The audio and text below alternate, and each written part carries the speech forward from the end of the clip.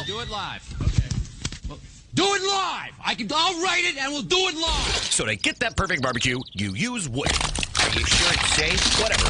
We put the lighter fluid on, strike the match, and oh! Should we call the fire department? That might be a good idea.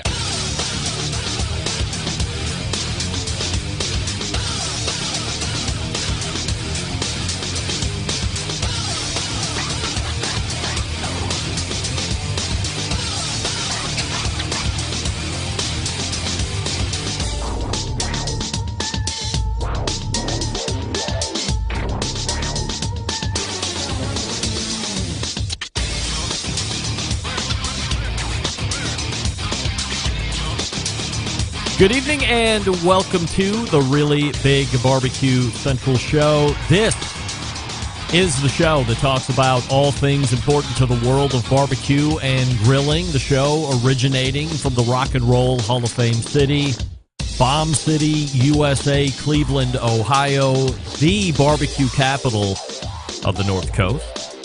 I'm your program host, Greg Rempe. Happy to have you aboard here on your Tuesday evening's live fire fun and frivolity show.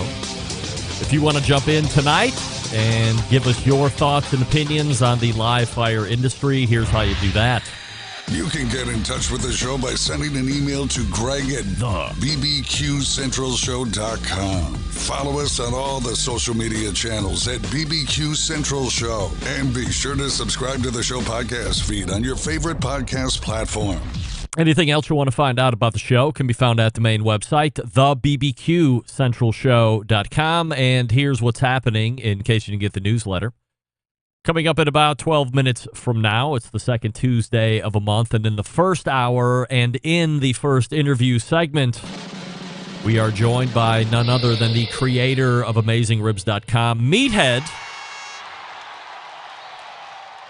And since we are a few short weeks away from the biggest turkey day of them all, Thanksgiving, we will preempt the Science with Meathead segments that we've been doing for the last number of months and talk specifically about turkey science, injections and brines and osmosis and roasting and grilling and ovening, all that, because we're constantly getting new listeners, because people are constantly under the pressure of the biggest turkey day of the year. They don't want to mess it up. They're going to be hosting or they're bringing it, whatever the case may be.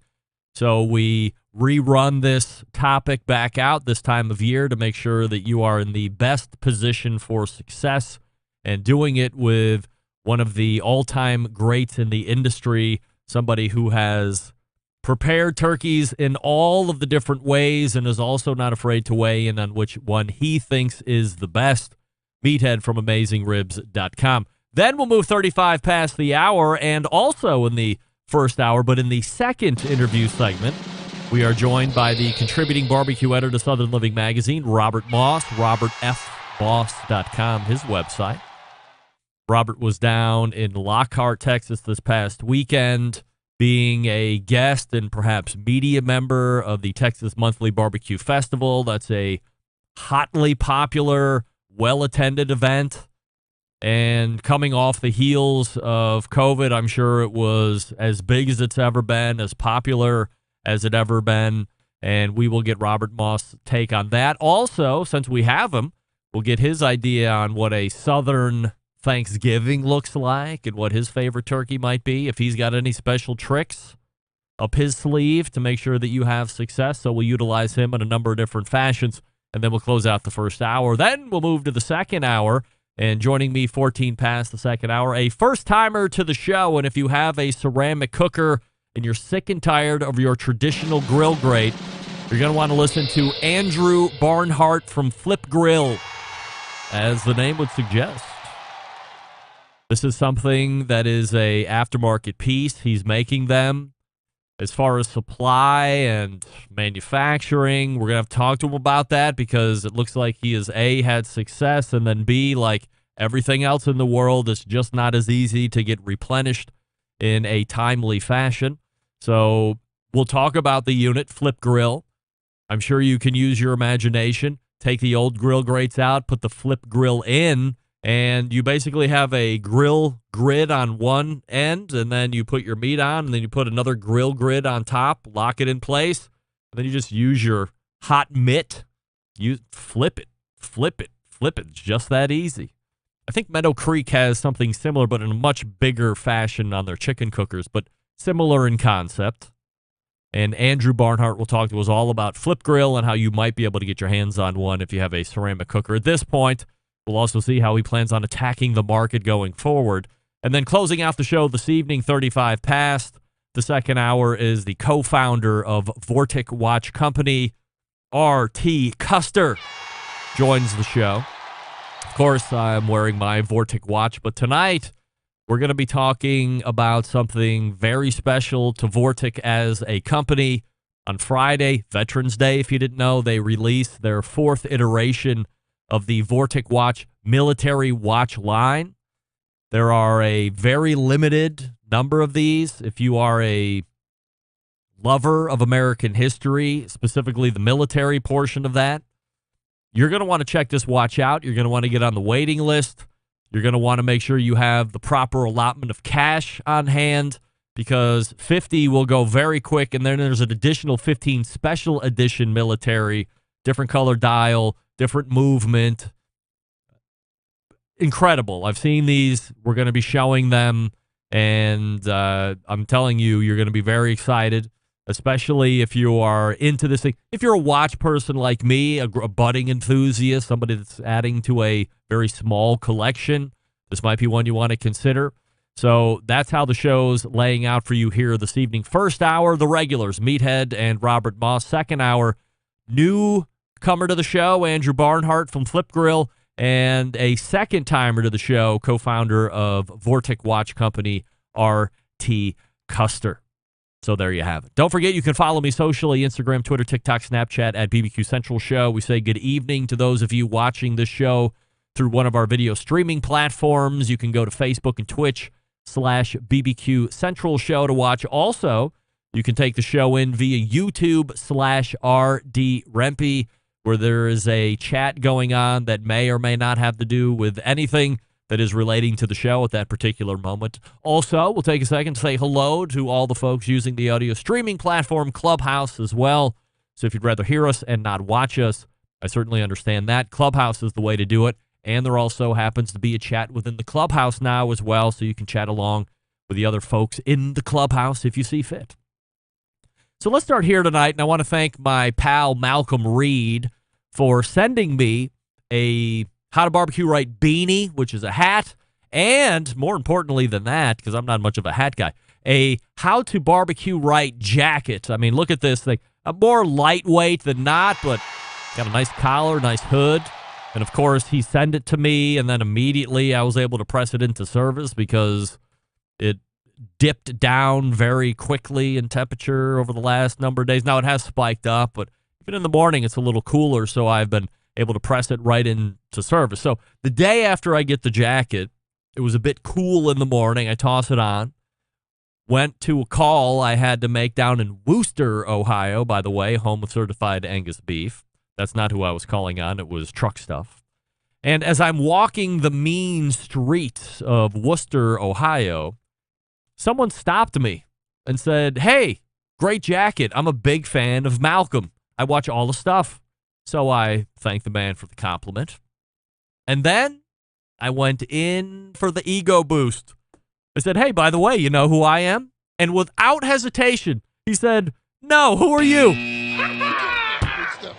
And I said, "Nobody, just nobody." And I went on my way, cursing that man all the way to my customer's location, which just goes to show you, just because somebody knows Malcolm, that does not bear any weight that they know my show and that he comes on my show once a month or anything like that. Throw it out the window. So going in for the easy ego boost and instead a swift kick to the balls instead.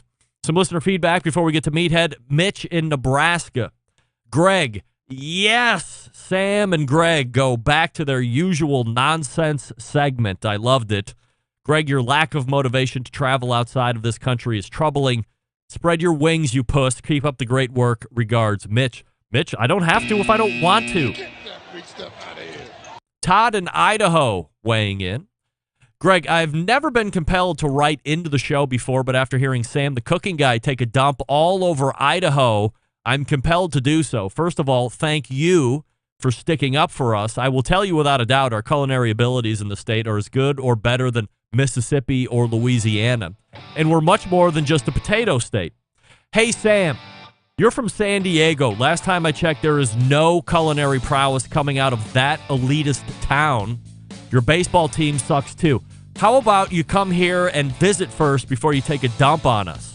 Or why not go back to North Korea and stay there? That being said, Greg, do you think I am overstepping if I ask Sam for a free Nakiri knife? I understand he's doing that on his channel till the end of the year. Sam, how about it? Love the show. Regards, Todd. Todd, wow. That might be the best email of the year. Taking Sam to task. Somehow working it back to asking him for a free giveaway? Wow. By the way, I don't know if the San Diego Padres suck. And just to be clear, Sam didn't go to North Korea. He went to South Korea. From what I understand, and I am not a world traveler, big difference between North Korea and South Korea. But we thank you for taking the time to write into the show. So, hey, what do we love about ceramic cookers? We love that they're fuel efficient. We love that you can achieve low and slow temperatures for traditional barbecue meats. We love that you can get rip-roaring hot for the high-temperature grilling of steaks and other than cuts. But what's missing in the everyday lineup of ceramic cookers?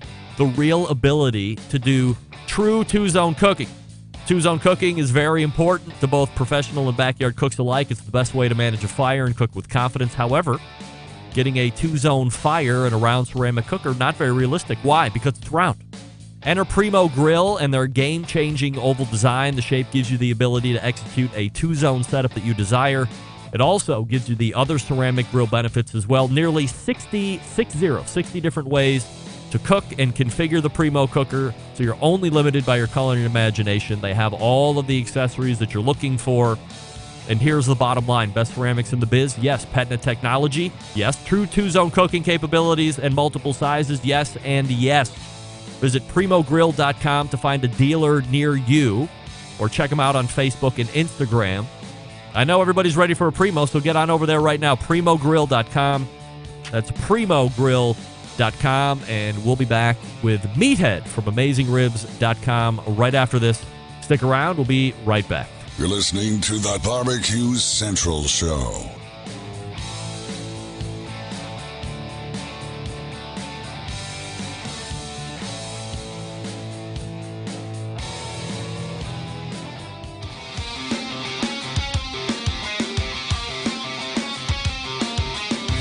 Broadcasting live from the Barbecue Central Show studios in Cleveland, Ohio.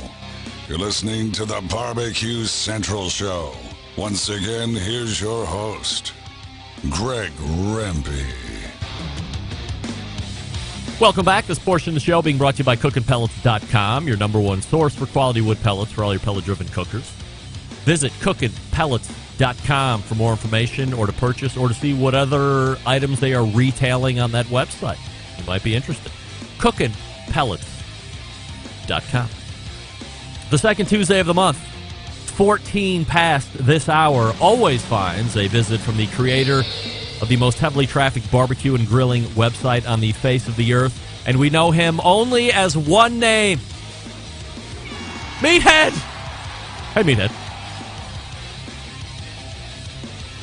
Now, hold on a second, Meathead. I don't have, I am not picking up your audio.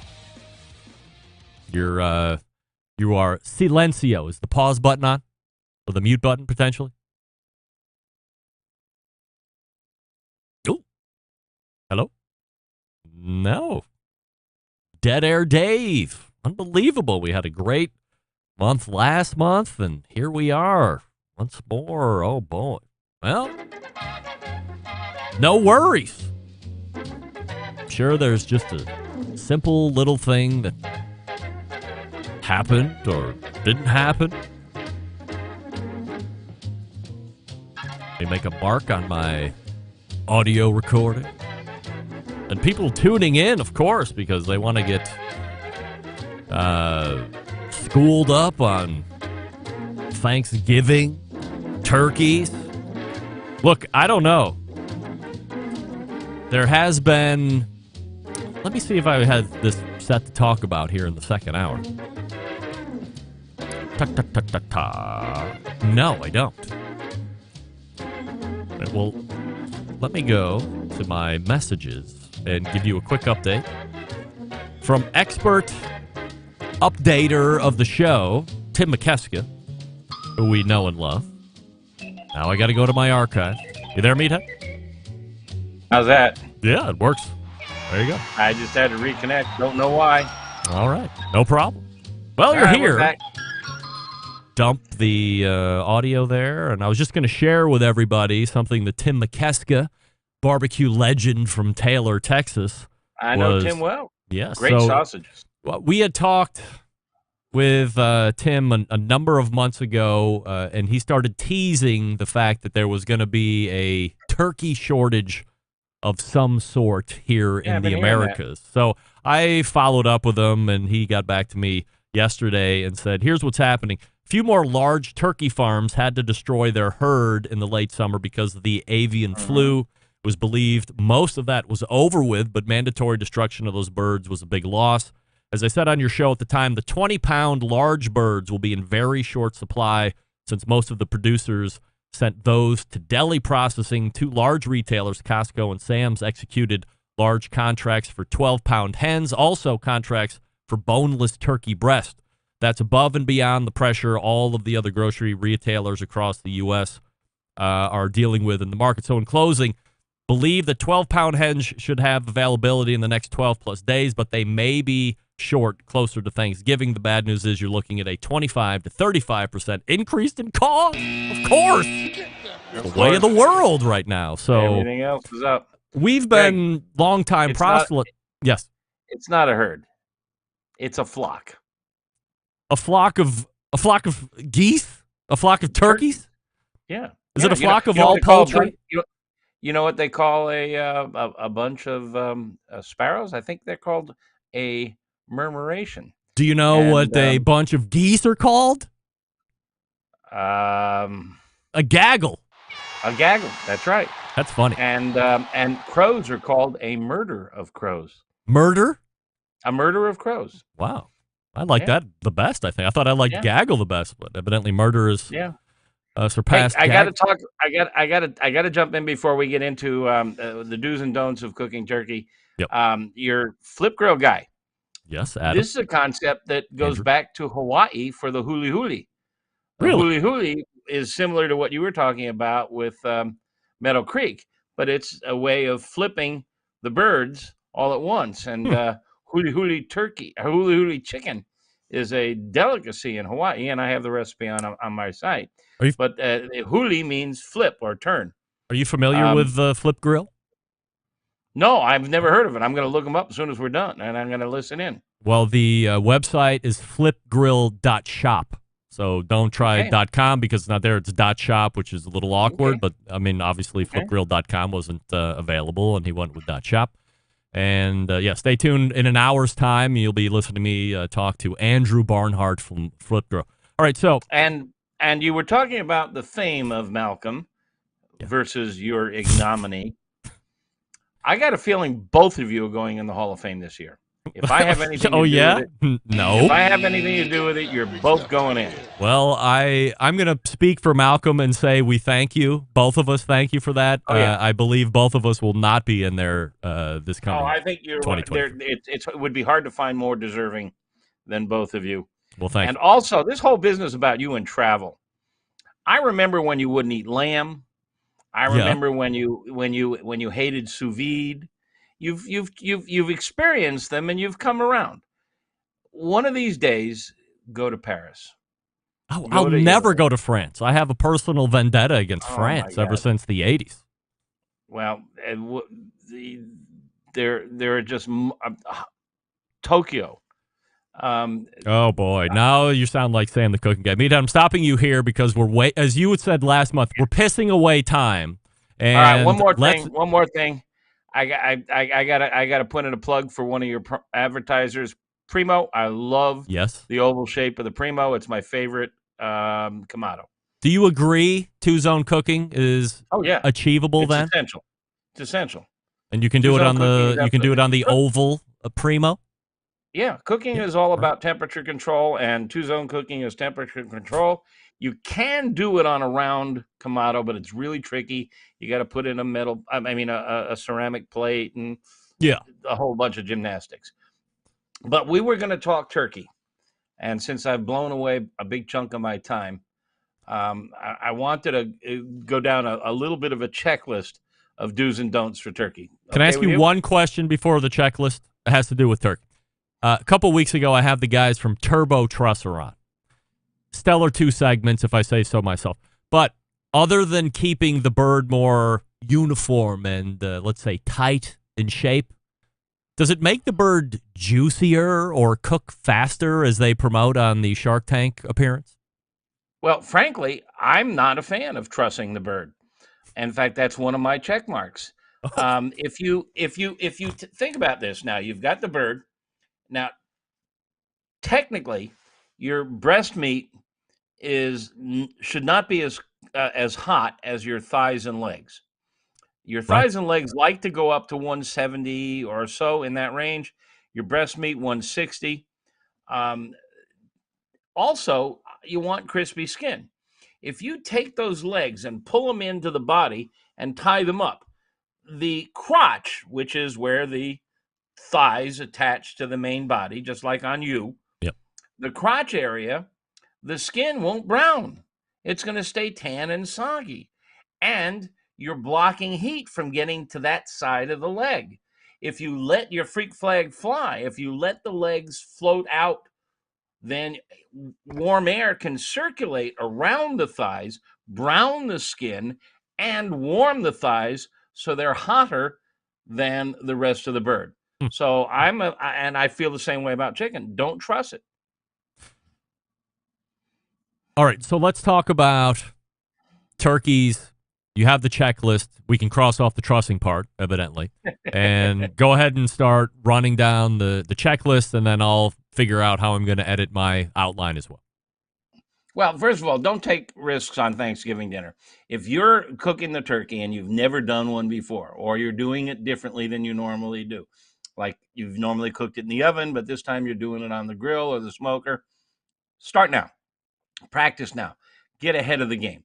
Don't embarrass yourself. Don't risk it. Screw up.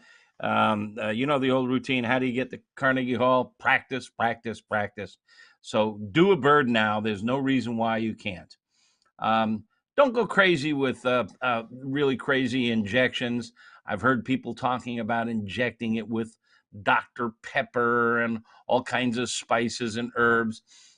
If you're going to inject with anything, try butter. Do a butter ball. And the way to do that is not when the bird is cold. Get the bird in the grill of the smoker. Let it start to warm up a little so that when you eject it, the butter doesn't solidify. And you can get butter into the breast and legs nice and easily. And that really is nice. Don't trust the pop-up thermometer. It's designed to go off at around 180, and that's way overcooked. It's 180? 170 to 180 in that range. Well, they're trying to prevent liability. You know, they all tell you to cook your turkey to 165. That's 160 maximum. If you take it to only 155, a lot of people will object to the texture. It'll feel a little slippery. But remember, you're cooking beef to 130, 135, pork to 135, 140. 160 is overdone. Now, USDA says 165. I say take it to 155 to 160, pull it off. It'll carry over to 160, and it'll still have a little juiciness to it. You take it to 165, 170, or whatever that pop-up says, you're going to have cardboard, not a good, juicy turkey. Let's play. Go ahead. You go. No, go ahead. Check. You have the checklist. Go. Don't put anything in the cavity. Let warm air get in there. If warm air gets in there, it'll cook it from both the outside and the inside. It'll cook faster and you'll lose less moisture. If you put the stuffing in there, you've got to get the temperature up to a safe temp, 160 or so, in the center of the stuffing. You've created a bowling ball. If you take that stuffing out, and what I love to do is I put the stuffing in a muffin pan, and I make stuffings or muffins. And I mix a little egg in there so it firms it up a little, and everybody gets a little stuffing muffin. And everybody gets a lot of nice crust that way. Everybody loves the crust. That's the best part of the stuffing. And I got to tell you, if you put me midway between turkey and stuffing, I don't know which one I would go to first. I'd probably die of starvation. I go to the stuffing. So take the stuffing out, let the warm air in the center, or take it to the next level and spatchcock the bird, which is just another word for butterflying it. Cut the backbone out, spread it out, and now you can brown the interior. And remember, browning is flavor. If you open it up, you can get enough heat to the interior, or if it's actually no longer the interior, it's laying out flat, it'll brown, you've got more flavor, and you've made the meat thinner, so it'll cook faster and you have less moisture loss. Or go one more step further, and this is what I do now, break it down. Whenever you cook a whole animal, you're making sacrifices.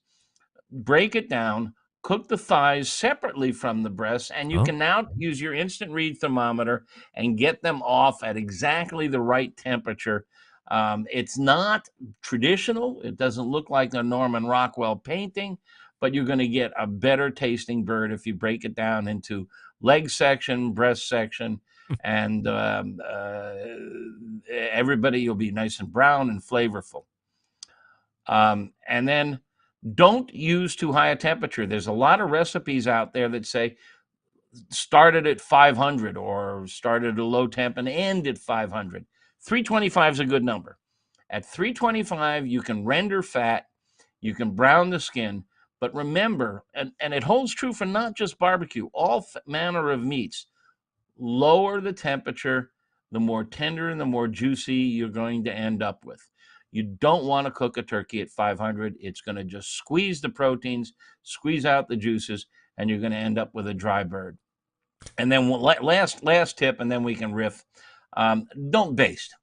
If you've got all this juice in the bottom of the pan and you're squirting it all over the skin, you're making the skin soggy. And we want crispy skin. We want a dry skin. We want it like a drumhead.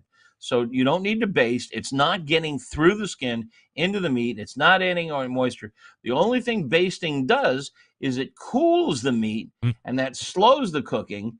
And if you slow the cooking, then it is helping a little with tenderness, but it's messing up the skin. So don't baste. So you have a whole bird. You're talking a lot about skin, no basting, because it's going to make it soft, and you're not going to have the crispy skin that you want.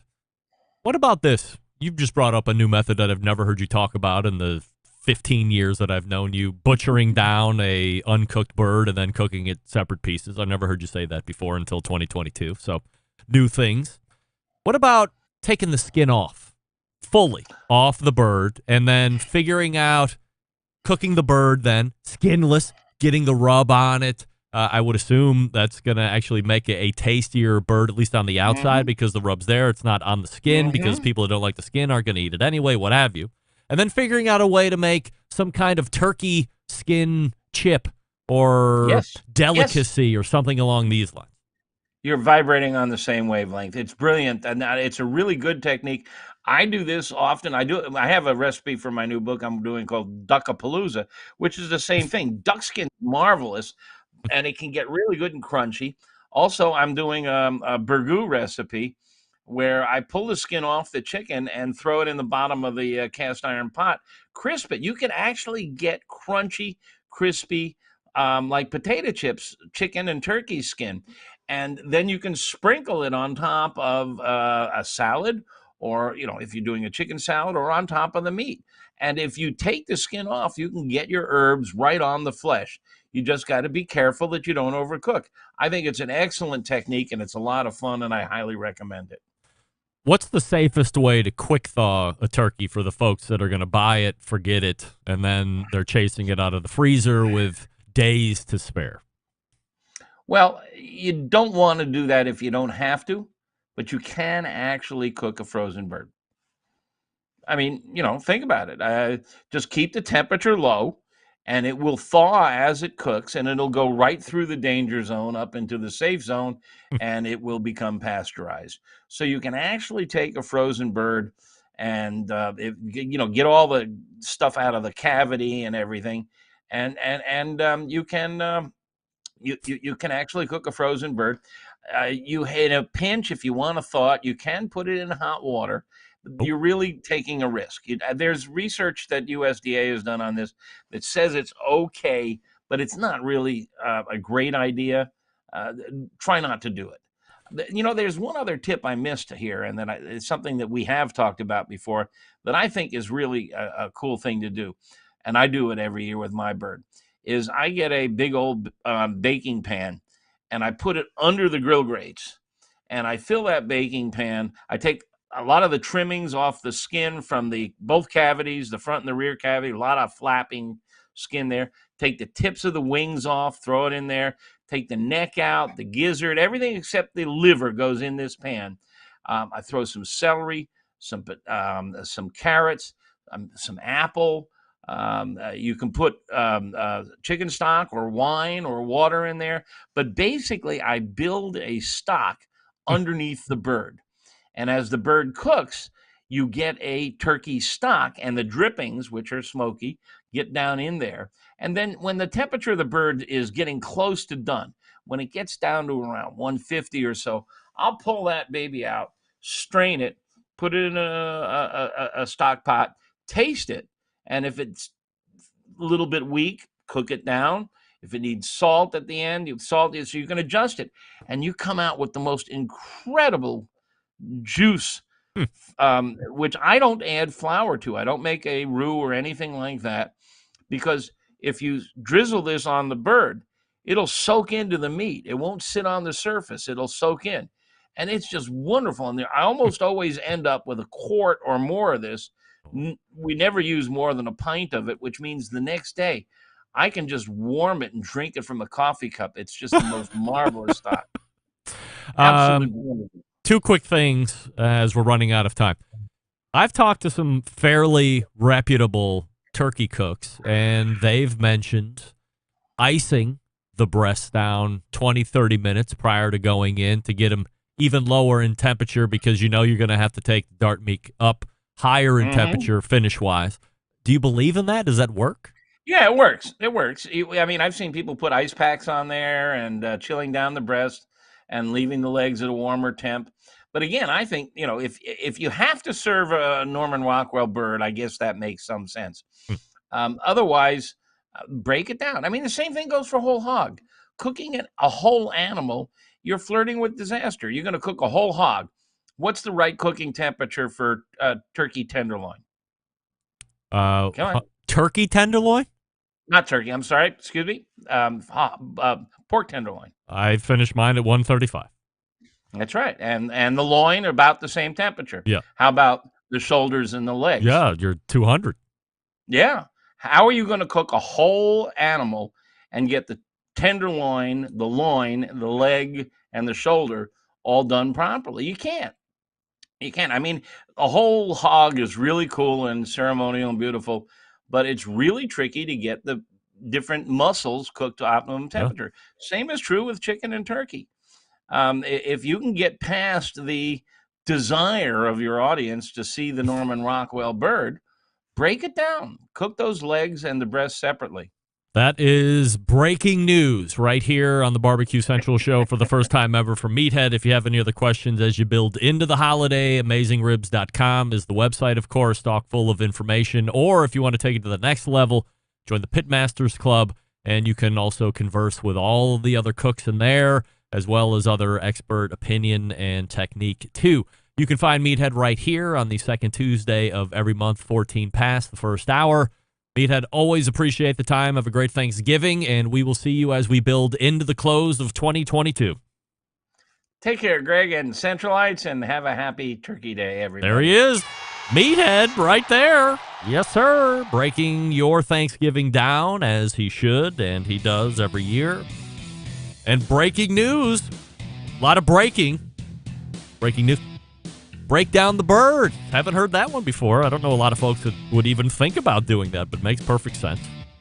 Or do what I said. Rip the skin off of it and make a big turkey skin crisp. Now that sounds delicious. A little salt. Yummer.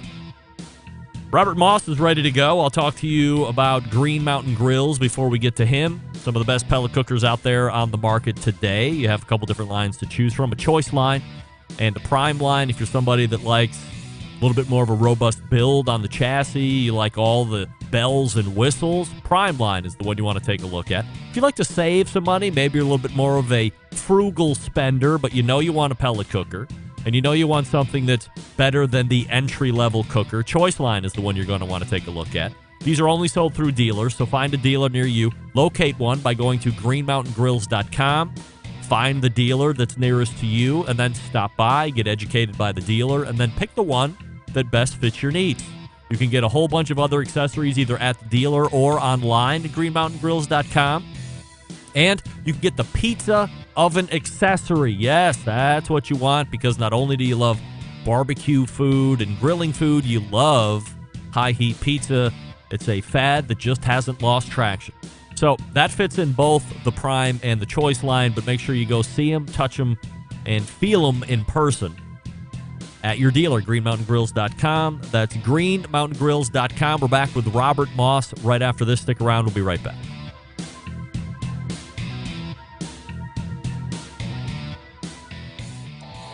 Howard Stern, Jim Rome, Dan Patrick, and Greg Rempe. The Mountain Rushmore of talk show entertainment. Now, let's get back to the Barbecue Central Show. And we thank Meathead for joining us last segment. This portion brought to you by Fireboard 2. Monitor up to 6 different temperatures simultaneously. Connect to Wi-Fi for cloud-based monitoring, or connect via Bluetooth.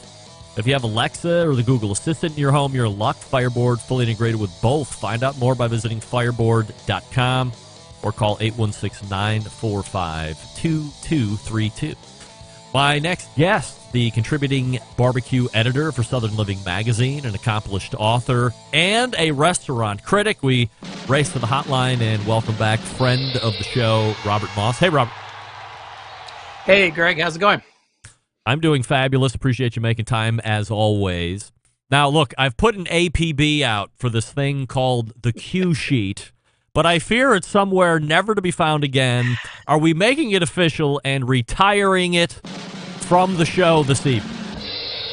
I don't want to commit to that much. It may come back from the retirement, but it's definitely on a long vacation. It's on a hiatus, as they say in the entertainment industry. A hiatus, Yes. for sure, yes. All right, so next weekend is it, Robert, or week and a half. The Holy Smokes Barbecue Festival is coming, locked and loaded. Any last-minute adjustments or late-breaking news to tell us about as we lead it? Not any real late-breaking news. I did actually go out yesterday with the entire organizing crew. We did a walkthrough of the space at Riverfront Park in North Charleston. Beautiful location looking over the Cooper River in North Charleston, and got really excited about it. I mean, everything's coming together finally. Yeah, we're there's lots of little little pieces that fall together at the last moment, but it's looking good. We're knocking on wood. The weather's going to be good, but it should be a really good weekend. How many other people are involved in putting this together? Let's just say we did a walkthrough. There must have been 24 people out there at least. We have the guys from Home Tea Barbecue here in Charleston, Aaron and Taylor, as well as Anthony DiBernardo from Swig and Swine, are sort of the organizers, but their restaurant crews are all out there. We have some event planners, so it's quite a production, and we had all our sound guys and the stage people, everybody else. So it was a pretty good crowd, and with volunteers and everything, there'll be well over 200 people out there, Wow. just helping stage the whole thing. Sell out? Not quite yet. We are tracking towards selling out. We're looking at the numbers, but last year we sold out 4 days before the actual event. We're tracking to maybe sell out about the same time, maybe just the day before. But we're looking to sell out this year and getting very close. So, who are you most looking forward to seeing and then eating, or is it potentially one and the same? Well, I'm always looking forward to seeing the guys we had out last year. It's a good crowd. It's always great to get together and hang out with everybody. But I'm particularly excited this year. We have a couple of new pitmasters and barbecue folks joining us. We have the folks from ZZQ in Richmond, Virginia. In fact, there are several restaurants, representatives of restaurants who are coming who have not eaten at before, including ZZQ in Richmond. I need to get up there. We have Andrew and Michelle Munoz from Moo's Barbecue in Los Angeles coming out, which I'm pretty excited about. And actually, interesting enough, both ZZQ, which is in Virginia, and Moo's Barbecue in Los Angeles will be in the Texas Village because they are cooking Texas style barbecue. They are traditional, Holy Trinity, or Texas Trinity brisket ribs and sausage. So I'm really looking forward to seeing what they're going to do. And then in particular, Leslie Rourke from Udon's Barbecue down in Yazoo City, Mississippi, where I've not been yet. So ideally I like to go to them, but in this case, I got 3 folks coming to me. So I'm looking very forward to both eating their food and also getting to chat with them and get to know them. Ubon's known also for their Bloody Mary mix to a high level. Yes. So I don't believe in Bloody Marys at all, so it's lost on me, but evidently their sauce is really great. I've heard that. I am with you. I am not a Bloody Mary fan. And I think the ultimate problem is I'm not a big fan of tomato juice. So regardless of what you do to it, you sort of starting off on a bad foot for me. So this past weekend, as I had mentioned in the open of the show, you were out in Lockhart, Texas. They had the big Texas Monthly BBQ Festival. So somebody that is putting on a barbecue festival such as yourself, when you go down and just kind of we don't have to dig into the minutia of it, but how do you see that event itself, and what are some of the top takeaways as you're taking part? Yeah, I think the Lockhart event is really interesting this year for a couple different reasons. First is that Texas Monthly was bringing it to Lockhart, so they're actually taking the sort of the Texas celebration to a town that is now sort of really putting a lot of marketing muscle behind being the barbecue capital of Texas. In fact, as you walk around the square in downtown Lockhart, there are some brand new murals that were painted just for this festival, declaring the barbecue capital of Texas. So I think Lockhart is really trying to sort of throw the gauntlet down and say, okay, Austin, Dallas, you got all these craft barbecue places, but we've been doing this for 100 years. So I think there's a really interesting dynamic going on there. There's a lot of new barbecue places opening up in Lockhart as well, or not a lot, but a couple. There was always 3 classic ones. Now Terry Black's has just opened up more of a pure craft barbecue. You may have heard some of the little bit of friction there with scuttlebutt going on amongst the families. I mean, talk about a weird spot. Lockhart now has some of the most rivaled family feuds going on in barbecue history. Yeah, it's like the Hatfield and McCoys of barbecue. So you had Smitty's and Kreitz, which are all the same family, sort of related. Had a big feud and they split, and now you got the Black families, with a feud going on as well. I can't really. You almost need a chart to map it all out. So there's a lot of interesting stuff going on there, but so that was interesting. But the Saturday event, they did this World Fair of Barbecue, which was downtown in Lockhart, which I really love, because if you've ever been there, there's this beautiful sort of Victorian era courthouse in the center, and everything was just built around it, and it was a great time to just wander around. Lots of different vendors selling barbecue and lots of different activities and things going on. So I thought it was a really good event, and really become helping put, I think, helping Lockhart put its stake in the ground and really make a claim as the barbecue capital. Did you hear any scuttlebutt about them not having any of the top 50 being there, and also being in Lockhart? I heard nothing while I was there. Now I think we talked about this before. Like when Texas Monthly had to go before the town council to get all the permits and everything, they sort of got an earful about how come nobody in Lockhart was in the top 50, and they sort of took their licks, but then Lockhart gave them the permits. And I think everybody, that water under the bridge, and I think it's moving forward. Outside of the event itself, do you do any personal barbecue pilgrimages or anything like this? Yes, I did. So I found myself being, the event in Lockhart didn't start until noon on Saturday. And so I said, well, okay, I'm going all the way to Central Texas. I might well take a little advantage of it. So I flew in Thursday night, got up way, way too early and drove into downtown Austin and stood in line at Franklin Barbecue and ate at Franklin again. What time do you get there? I got there. It was just getting light. I think it was about 7:45. This is before the chime change. So that's late. And they open it. Yeah, well, they open at 11. So, if you define late, I was about 25 in line when I got there. So, not too bad. Yeah, it's a line dynamic. If you'll be the earliest people there, that's sort of that first wave. And after I got there at 7:45, for the next hour, maybe 4 or 5 people wandered up. And then you get sort of that middle wave. He says, we'll get there an hour in advance. So around 10 o'clock, lots more people came in. And then you've got the folks who just sort of look at, I guess, and say they open at 11, so we'll show up at 11. And they're like way down the block. So so I did the whole line sitting thing, maybe for the last time for Franklin. I'm not sure.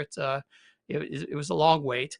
But I did all that. And the next day, Saturday, I had nothing else to do because I had till noon to get to Lockhart. So I drove out to Lexington, Texas to Snow's Barbecue, which has long been one of my favorite barbecue experiences. I got there, it was still dark. And it was probably about 6:45 when I got there. And now they open at 8 for a convoluted series of reasons. And I was stunned. The last time I went to Snow's, I got there about the same time. And I was, maybe 30 back in line. I was at least, I was 154, I think, because they go down the line and they count at some point during the wait because they're going to do raffles and stuff to keep people interested. So I was in the 150s. So, the line is just in the past couple of years, just exploded and it's super long now. What number do you have to be to where you're starting to crap your drawers that you might get shut out?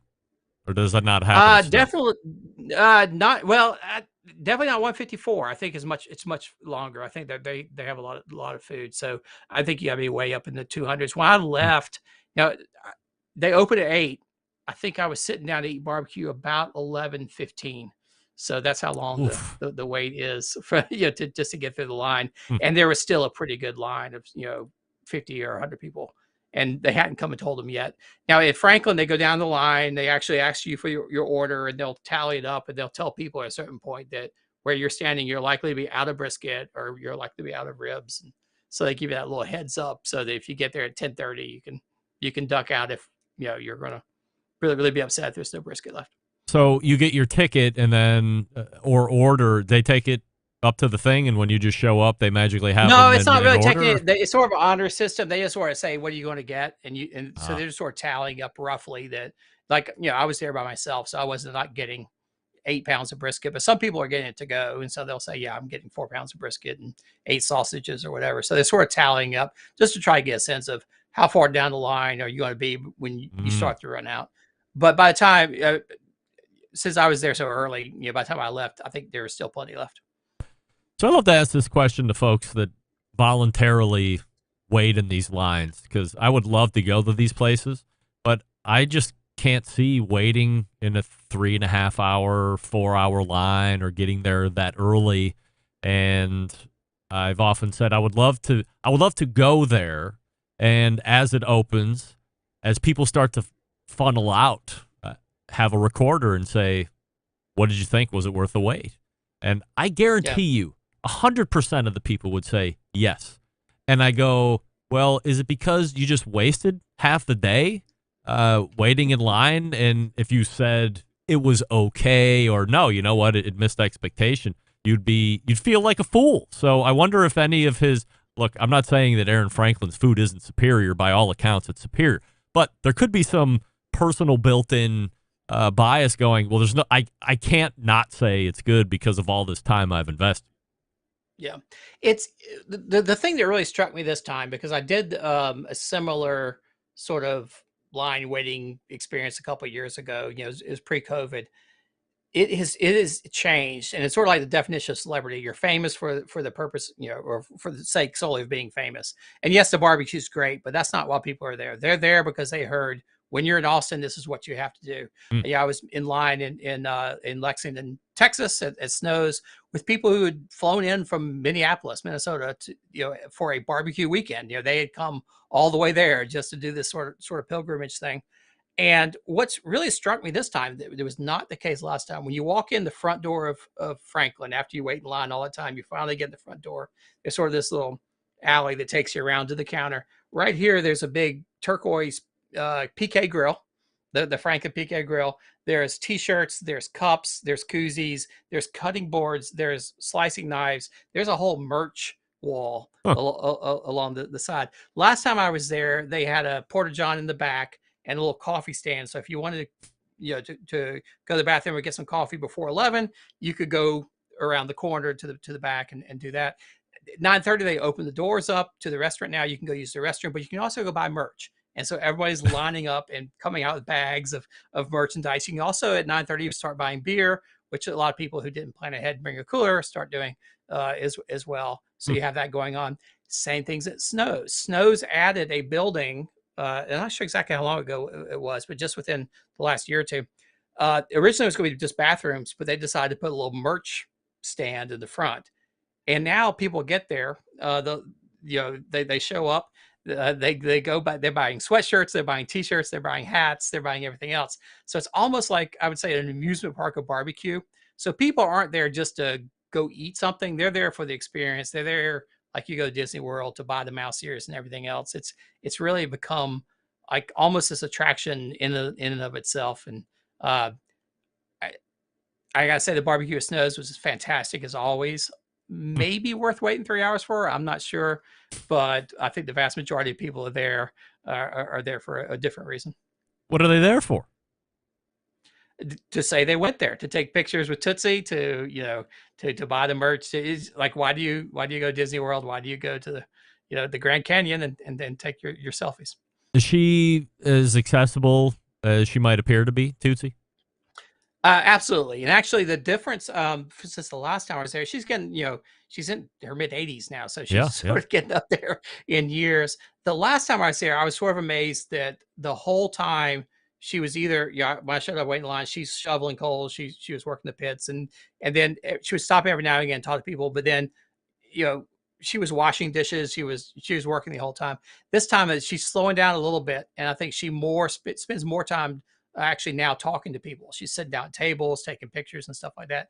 So she's, rightfully so, become the face of the organization. So people want to get pictures with her. So she's almost, I think Clay, who's the sort of the assistant pit master, does, sort of runs the show. She helps a little bit, but she's largely there almost as like now the figurehead, if you will, the representation of Snows, and all power to her. She certainly earned it. Is Aaron Franklin accessible? Do you see him when you're there? He was not there as far as I saw. Not sure what he's up to. He's got a lot of stuff going on. Is that a bummer? Like if you're going to wait in that line, do you want to at least get a peek and maybe say, hey? By you, if you mean me specifically, not necessarily. I don't really expect him to be there. I think a lot of other people do. I heard that being asked. You think Aaron Franklin will be here, or when will it come out, et cetera. But yeah, he's got a lot of other irons in the fire, if you will. I doubt he's there every day. He's certainly not. I've never seen him at the restaurant itself, just sort of on a regular day. Not to say he's not there some days, but he was certainly not there the Friday I was there. So we have the big barbecue event coming up. Anything else that you want to promote or lead us into here before I let you go tonight? Oh, by the way, I meant to ask you, what's a traditional Southern Thanksgiving look like? That's a long story. How far back do you want to get?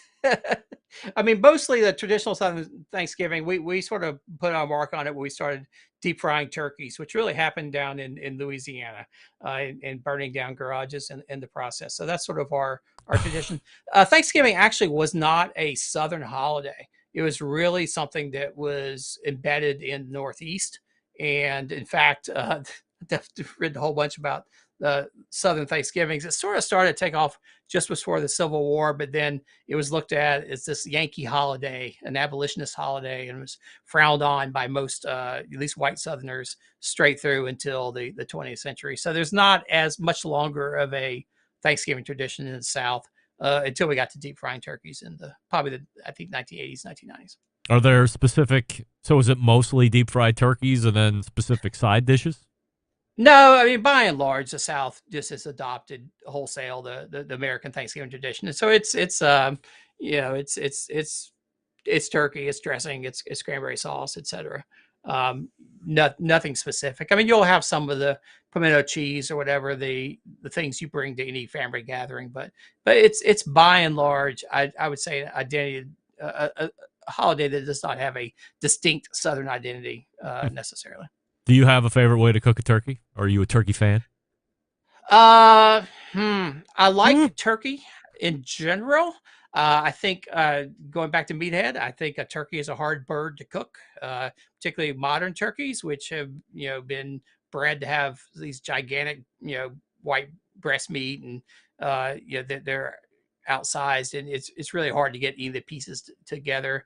I'm usually a fan of not trying to slow smoke things. If I was doing turkey, I would do, like I think Meathead said it, spatchcock it. I would do it hot and fast. Do it at about probably a 400 degrees. So same way I would do a chicken, and take it that way. Try to flatten it out and get it as flat as possible, and go there. I happen to think turkey skin is great when it's crisped up. So don't take the skin off or anything else. Leave it on there, but do it at high heat. If you try to smoke turkey at 225, you're gonna have rubbery skin. It's just not good. Robert Moss joining us here on the show. RobertFMoss.com, his website, if you'd like to check it out. And you find him here on the second Tuesday in the second interview segment in the first hour. Robert, always appreciate the time. Have a great Thanksgiving, and we'll see you in December. All right. Thanks, Greg. Talk to you soon. RobertFMoss.com, his website, once again, if you would like to check it out. Probably get links to the books he's written, which are quite a number of them, and they're all very great reads. And I just learned something right at the end.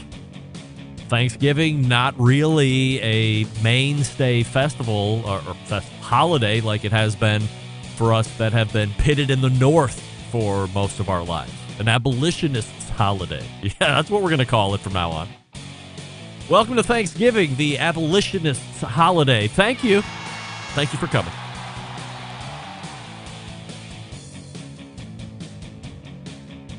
I was going to ask him about Blue Plate mayo, but he, as a professed Duke's mayo lover, and that's coming out of left field, but if you listen to the How to Barbecue Right podcast, and if you listen to my segment with Malcolm Reed last week, they just came on as a sponsor for their How to Barbecue Right podcast, Blue Plate mayo, so I was going to see if he was able to compare and contrast Duke's and Blue Plate, since both of those are technically Southern mayos, which one's better. But maybe in December, we'll figure it out. Ask him what the best mayo is and then what the best gifts for the impending holidays are going to be. So, once again, RobertFMoss.com, his website.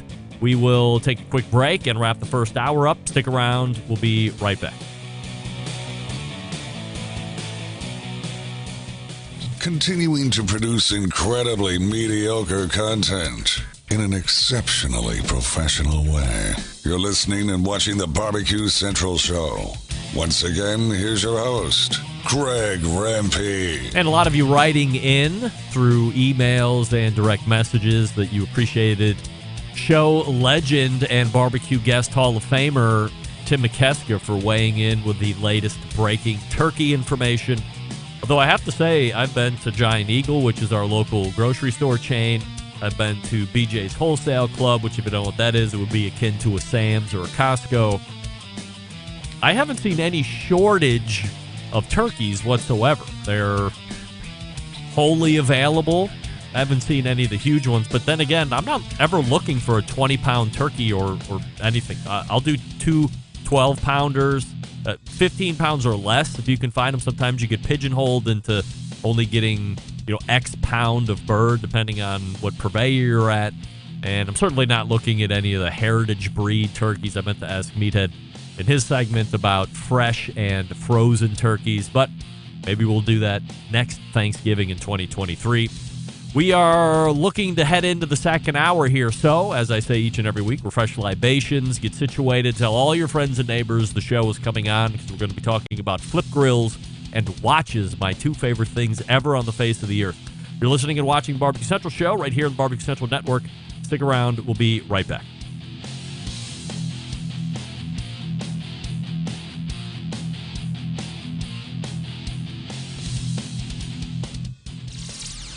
Hi, this is Jeff Richards, Columbus, Ohio. You're listening to Barbecue Central. Happy to have you aboard here for the really big barbecue show. Boing. We cook because we have to, and we grill because we want to. Hit me! Fine, how's it going? You have a great show. I'm a big fan. Boing. So what seems to be the problem here? This man looks like he's dead, and he's in the crackle. Charbono! It's all about the charbono, dude! Succulent fish! What? He ate 54 wieners. But listen, Libertius, shut your face. I'm shaking like a dog shit peach seeds. We have top men working on it right now. Top men.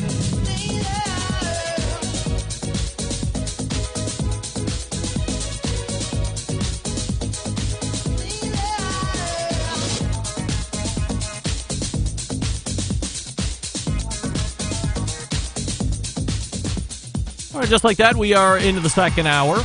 It's the Barbecue Central show where we talk about the most high level of importance items that are happening in the barbecue and grilling space industry, if you will.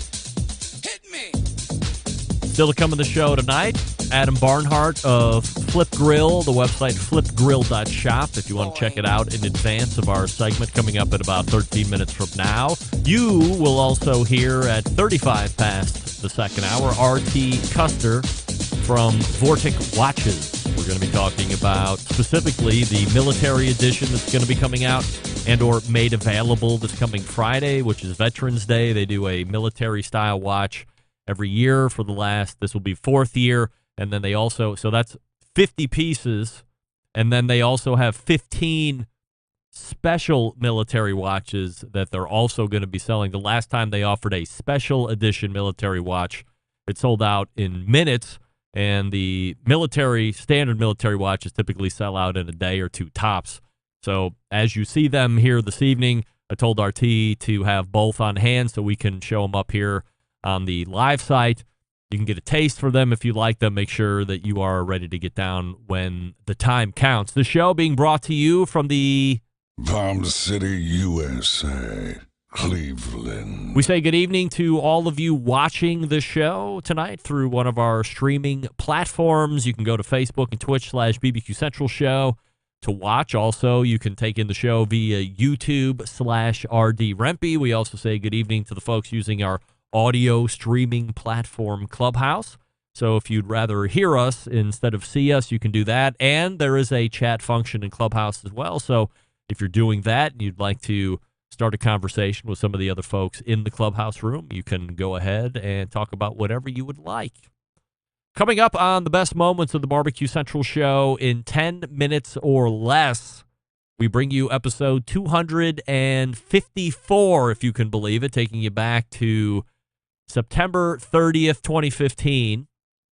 This time around, we feature a guest from way back, Jennifer Brand from, at the time, Brand Solutions. We were talking about the American Royal, and while at that time, things seemed like they would never change. But boy, have they ever.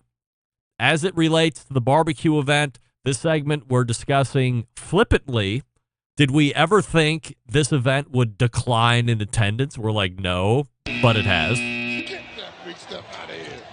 And we both thought over the years it certainly would increase and only increase in the number of teams attending.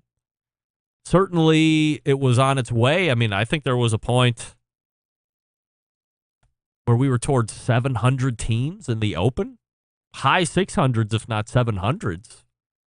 But the number of teams attending certainly has gone down, especially in the COVID years. Also, the location of the American Royal has changed 3 or 4 different times. It was in the stockyards when I started getting in and doing the show, and then it moved to Arrowhead Stadium, and then it moved to the Kansas Speedway. And Then it went back to Arrowhead Stadium, I think, or maybe it's Speedway, Arrowhead Speedway. I think it was at the Speedway this year. So the location has changed. Also, the date of the American Royal has changed a few different times over the lifespan of the show, and I never thought that would happen either. I thought it would always be on the same weekend in September. It was typically a week or two before the Jack would happen, and it was always going to be in the stockyards, and then there were railroad tracks and the dark side and all this other stuff, and that's all evaporated, gone.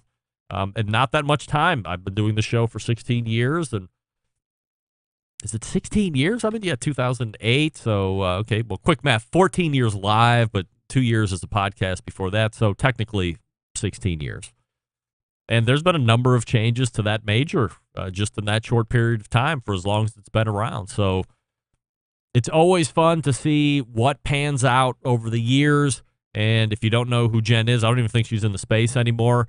But she was a great guest. At that time, she was contracting on with American Royal at that point for some promotions and get the word out about that, because she did a great job with a team called Pork Barrel Barbecue the year before and really drummed up a lot of, hey, what's going on here? Because she had cameras and recorders and all that stuff following the guys from Pork Barrel around, and that's how she got hooked up with the American Royal at that time. Again, that's September 30th, 2015, so 7 years, more than 7 years at this point. Don't forget, if you want to hear a guest or segment again that has been lost in the archives, email John, Jon, at thebbqcentralshow.com and let him know what you would like to hear explicitly, and he will try to meet your expectations. Coming up in the balance of November, 4 shows. How about this one? We're teasing it, but boys, it's going to be fun. The $200 Pepper Mill Challenge with me and Dr. Barbecue. That'll be next week, if I'm not mistaken. So that's going to be fun. What are we going to do? Well, I'll tell you. I'm going to have one $200 pepper mill called the Pepper Cannon. You remember Cleve Owens? He's the guy that created Pepper Cannon. He was on the show a number of months ago. And Dr. Barbecue will be championing the Black Rain $200 pepper grinder. Now, the biggest difference is right off the bat, guess what? I'm not going to tell you. No, you're going to have to tune in so you can see all the differences, and we'll all be able to make a decision on our own which one we think is the better $200 pepper mill available on the market today. And it's not like there's a plethora of $200 pepper mills out there, but we have two of the finest ones available. Also coming up in November, an interview with Sucklebuster's founder and owner Dan Arnold. Jess Pryles will stop by. Sterling Smith from Loot and Booty will be in. He was the RGC at the American Royal Open this year. Susie Bullock will be back. Chris Lilly will be joining us for the first time in a long time, and friend of the show, Noah Glanville, Pit Barrel Cooker co-founder. Of course, the Embedded Correspondent stopping by, and many more. So just a little taster of what is left here over the next couple weeks in November. So if you haven't been seeing this hit the news cycle over the last number of days, you've been under a rock if you follow the barbecue and grilling community. Lady calls cops over pink barbecue. Oh, please, no. Now, I have to allow ads. I thought I did this already. Oh, yes, allow ads. I know what I'm doing. Please let me go. From the News and Observer. Not sure exactly where the hell that's located out of, but it doesn't matter. I think it's North Carolina.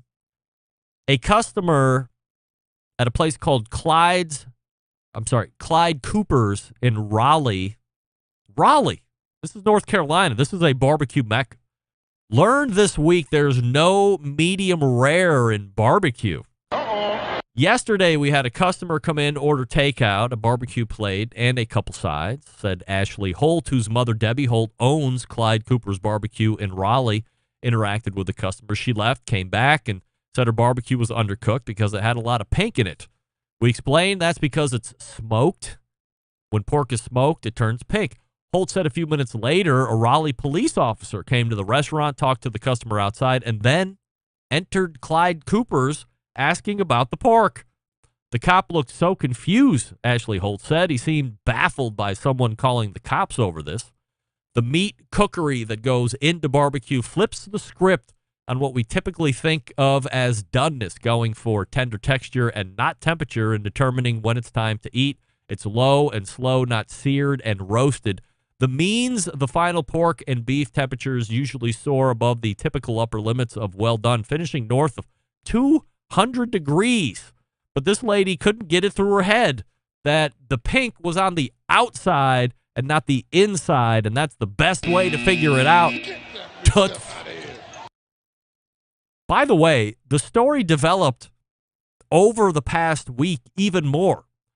There was a news story done on a local TV news affiliate in the Raleigh area. They tracked down the lady that made the 911 call and asked if she'd like to contribute her side of the story to the news segment they were putting on the TV, and she declined. Why did she decline? Because she's planning to retain a lawyer. A lawyer? Woo, woo, woo! You a bitch! Give me a break. Can you imagine how quickly that lawsuit gets dismissed? Is that the definition of frivolous lawsuit? Plus, you have the owners of the barbecue restaurant telling you time and time again, this is why it's pink. And no matter what, some people, they don't want to hear it. They've made their mind up, and whatever that pink is, regardless of where the internal temperature is, like everything is dead at 200 degrees. But this lady is not having it. No. And I want my money back. And if they would have gave me a turkey plate, I would have been fine. But no. We'll see where it goes. I'll be tracking it. And perhaps I'll put my whistleblower Tim McKeska on the case, too, and see if he can't find out additional information. We're waiting for Andrew Barnhart from Flip Grill to join the show. But before we do that, I will talk to you about Big Papa Smokers, the one-stop online shop for all things barbecue. A curated selection of only the best outdoor cooking and grilling supplies, getting you on the path to better barbecue results in no time. Everything at Big Papa Smokers has been Pitmaster approved by Sterling Big Papa Ball himself. From the award-winning rubs and sauces to the American-made grills and smokers, Big Papa Smokers has everything you need to be a better outdoor cook. Big Papa's known for the championship rubs and seasonings, popular flavors like Sweet Money, Cattle Prod, Cash Cow, Double Secret Steak Rub, all proven winners on the competition circuit. And in the backyard, Big Papa's offering 13 perfectly balanced flavors to transform ordinary meals into extraordinary meals. They also own Granny's barbecue sauce, so if you're looking for a new go-to sauce that will please everybody, or you're tired of what's existing out there on the market today, Granny's is the one you want to try. Great all by itself, out of the bottle. However, if you're looking for a great base sauce to then further trick out on your own, Granny's good for that too. Aside from the premium selection of rubs and sauces, Big Papa Smokers offers the very best cookers on the market today. If you're looking for a versatile smoker that's easy to use, check out that Mac 2-star General Pellet Cooker. Big Papa Smokers, the exclusive Mac dealer, even offering special packages. If you're not a fan of pellet smokers or you don't know what kind of grill you might want, call them. Ask questions. They're happy to answer. 877-828-0727. That's 877-828-0727. Or shop their website at bigpapasmokers.com. That's BIGPOPPA smokers.com. Hopefully when we come back, we'll be talking Flip Grill, but it's not looking great right at the moment. Hopefully that'll rectify itself here over the next 15 seconds. Stick around, be right back. You're listening to the Barbecue Central Show.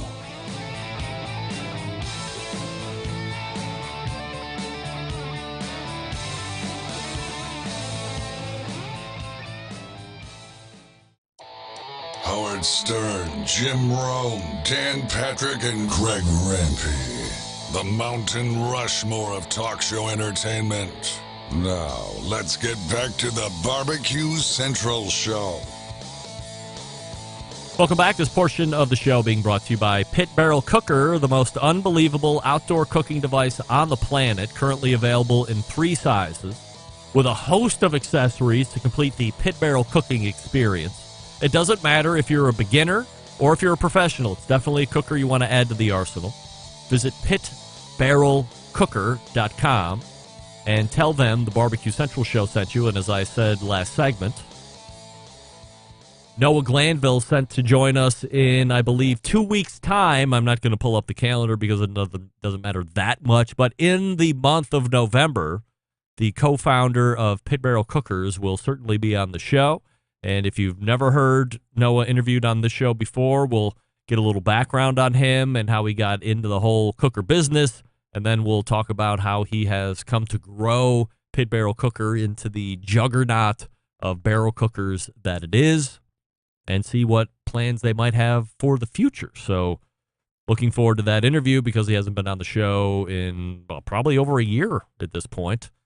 Maybe the last time Pit Barrel was on the show was actually his wife, Amber. I think maybe that wasn't the case. It might have been a Noah, then an Amber, then a Noah the last time, but it doesn't matter. It'll be Noah this time. Also, we'll talk about him getting into the Barbecue Central Show's Guest Hall of Fame, which he is one of those that makes up the class of 2022, along with Donnie Bray and Chris Lilly and Mike Mills, Noah Glanville, and the fifth person. Who's the fifth person? Get that freak stuff out of here. Oh, my mom, duh. All right. Well, let's see. He said he's ready to go. You there, Andrew? Andrew. Hello. Nope. Get that freak stuff out of here. He says he's on, but he's definitely not on. I can see. Let's see if he hit the link. Because I do not see him in the screen. Let's try this. You there, Andrew? Definitely not. All right, so we'll leave this up here. And we'll figure out where we go from Flip Grill. Now, I will say this.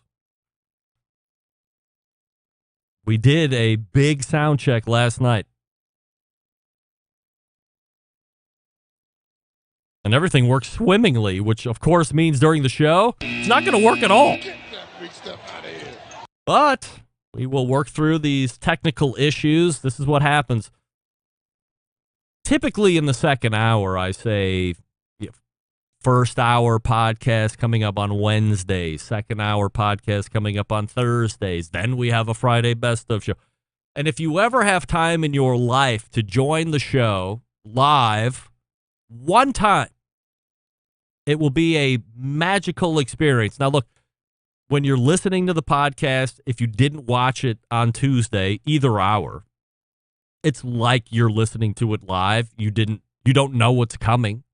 However, in the instance of a portion of the first hour with Meathead for not having his microphone work for whatever reason, for those handful of seconds, like a minute or two, whatever it was, I'm going to go back through at the end of the show tonight and clean that out. There's not going to be a 2-minute stretch of listening to the organ music and me vamping while Meathead reconnects his microphone or reconnects through the thing and away we go. No, he's not going to do that. But that's why I say listen live, because you never know what shenanigans and tomfoolery is going to happen in a live production. Well, wouldn't you know, here he is. There's Andrew. Hey, Andrew. Hey, man. How you doing? I am absolutely fabulous. Appreciate you making time here for the show this evening. Now, let me give you the proper introduction. Gang, we love our cookers, right? But what do we love more than cookers themselves? We love accessories for these cookers.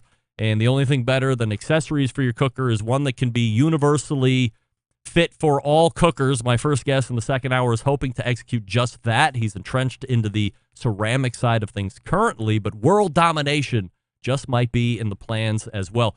My words, not his. So let's go ahead and race to the hotline as we welcome in first timer to the show and the creator of something called the Flip Grill, Adam Barnhart, joining us.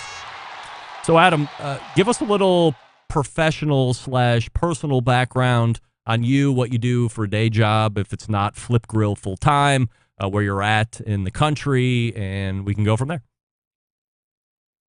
Okay. So I live in Millersburg, Ohio currently, and I work for a company that sells siding for residential use, and I drive a tractor trailer. Peterbilt, no less. Greg, you're probably familiar with Really? that. All right. So that's what I do from that's what I do for my day job, and yeah, the cooking things on the side. So Are that's you what I do right now. are you a fan? Like, did you grow up around high heat grilling or Southern style barbecue prior to getting into the products portion? Well, my early memories is my mom out on the back porch trying to get a fire going with, I think, diesel fuel. We were farmers, and I think that's the only thing she had, lighter fluid. And she was trying to get this thing going, and we cooked some steaks up over this little old grill. That's the only time I remember us grilling anything. And maybe that's the reason, because it's probably diesel fuel. I have no idea. But anyway, um, what my earliest introduction into the Kamado thing is, I grew up in Augusta, Georgia, and they had this little jingle going on the AM station down there that talked about the big green egg and the succulent turkey. I just remember that succulent turkey thing. And so I just started, hey, this green egg must be amazing. So I just started talking about this thing and talking about the big green egg to everybody I came upon. And before you know it, let's say about number of years later, I'm getting married, right? And my friends are like, "Hey, he needs a big green egg." I had never cooked on one. I don't think I've ever ate anything off the thing. I just thought it was really cool. And so here they gave me a big green egg for a wedding gift, and yeah, 17 years later, here we are. But Wow. yeah, it's just amazing. Those are some nice friends buying you a big green egg. I mean, that's a pretty big ticket item. And then you were a influencer of big green egg without even having one. You just like the look of it. You're telling everybody about it. That's pretty unique.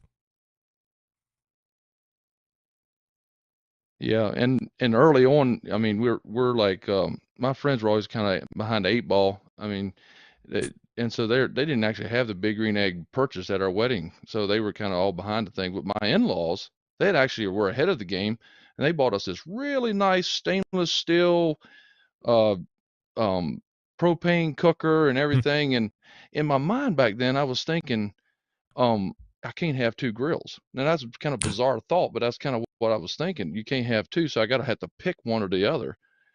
Yeah, I picked the ceramic grill and let my in-laws hang. I looked the gift horse in the mouth, and we gave the stainless steel one to my dad-in-law, which was awesome for Father's Day. Yeah. But about a couple years later, the thing caught on fire, burned down, burned part of his siding on his house. Anyway, it was kind of a sad story, but it was kind of in the middle of just getting to know my new in-laws. I had to make this big, huge decision. It was kind of crazy, actually. Andrew Barnhart joining us here on the show from Flip Grill, as I had mentioned before, the website flipgrill.shop if you want to check it out. So the Flip Grill, in essence, isn't a new concept or a revelation in the barbecue and grilling industry per se. I've seen a similar concept or method on something called the Meadow Creek cooker, specific to their chicken cookers, where you'd put a mass amount of chicken legs or chicken thighs on Amen. a grid, and then you put a secondary grid on top of it, and all of a sudden you just take this little lever and woof, just whip these 600 or 700 chicken pieces right over. And I was like, wow, that thing is the coolest. But it was always way too big for me to even consider looking at. And then as I'm hosting the Grill Fest this year over at Hartville Hardware, you chased me down and said, hey, let me drag you inside here. Let me show you my product. And all of a sudden it made a lot more sense to me, or at least seemed way more approachable on a ceramic cooker that a lot of people have in their backyard. So talk to me about the concept for you and why you thought it would be something you could get to market. Sorry about that. I was trying to get my camera figured out. So talk about the concept. So basically, I'm in my mind, I'm thinking, Meadow Creeks, they do a great job of cooking all kind of awesome food, but it's an open pit. Like with a green egg or something, you can actually control it. It's got to do way better with chicken. So starting off, I was thinking chicken in the big green egg, chicken in the big green egg. But one of my friends is like, well, why don't you make it adjustable? Like, so you can have all kind of different foods in it. So I started working with that, and before you know it, I have a flip grill that you can cook bacon in, but you can also put a spatchcock chicken in there and flip it all around, or big hunk of meat, nothing like a rotisserie or anything, because it's not a rotisserie, it's a flip grill. You put some in and you flip it. You don't spin it, spin it, spin it. You know what I mean? Are you a tinkerer by trade? I mean, as somebody who is not a handy guy, as I'm talking about me, I would never even begin to think that I would be able to imagine something like this, let alone put a prototype together. So how quickly does it come out of your mind to you having something to kind of work with to figure out if you want to actually bring it to market?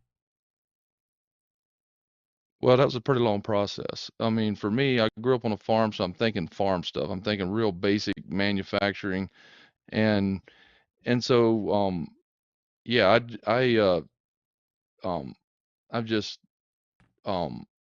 was thinking all this basic stuff. When along the way, I ran to a bunch of different manufacturers that gave me different ideas. I had an engineer that has some really awesome ideas, and he really helped kind of develop the whole thing and to develop the technology where it self levels.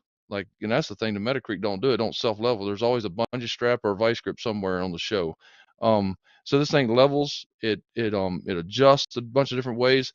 And I get the thing made in India, so the Indians actually had a part in this thing, so that was pretty cool. They had a little idea that worked out real good. And so kind of along the way, I had an idea and knew what I wanted to do, but I had other people helping me to kind of, critique the idea and make it better. For the folks that might not have a huge imagination, can you give a quick explanation of what it might look like and how it works? Right here. So here it is. So we got two grill surfaces. I'll try to do my best at showing this thing off. We got a couple different latches on here. By the way, if you're listening audio podcast sorry. only, which a lot of the And- audience does, make sure you go back to Facebook or YouTube and catch the video here as as Andrew is showing this off. So basically two surfaces here, and you can put them together. They latch together, and it's a little bit hard to do this in such a small area here, but and basic, it can be adjustable like this. And then you can put it in a base, which is going to be a little hard to show off here, but we're going to try to get it done, Greg. So right here, so you got your base, and now you got a base, and this thing will flip into base like this. Boom, boom. Kind of a bad demonstration, but anyway, that's the basic idea. But you can do all kind of stuff in there. I mean, it's like the options are endless. Yeah, you get somebody with this thing that really knows how to cook, they can really come up with all kind of cool ideas. So it's chicken, but then it's also chicken pieces, but then it's also 10 steaks, and it's also 12 hamburgers or 48 hot dogs, and it's just a couple minutes on this side, go ahead and flip it over. There has been a rise in popularity of this technique. It's not a new technique, but it's a technique called the just keep flipping method. Jess Pryles from Hardcore Carnivore has been a big proselytizer of this. Meathead from Amazing Ribs also believes in that quite a bit too. Sam, the cooking guy. So this is something where every minute you can just reach in, wear a hot mitt, and then just flip it over. Or I assume you could do it with tongs or something else. You don't want to be grabbing it with your bare hand. And a very easy process to jam a whole bunch of stuff in there and just keep flipping it regularly. Yeah, and with football season, I mean, wings. Wow. I mean, you can put like 40 wings in there and flip them all at the same time, and the sauce stays intact. You're not bouncing them all over the place. You're just kind of like, there they are. You flip them. You get that perfect amount of smoke on there. Your seasoning, you can look at them. You can re-season them. I've had people to come in and say, wow, that's the best wing I've ever had. And I'm thinking, yeah, we were just being nice. But they're like, oh, no, I'm serious. So out of the horse's mouth, I guess. So it's obviously stainless steel. Were there other versions of that might have been cast iron or some other material?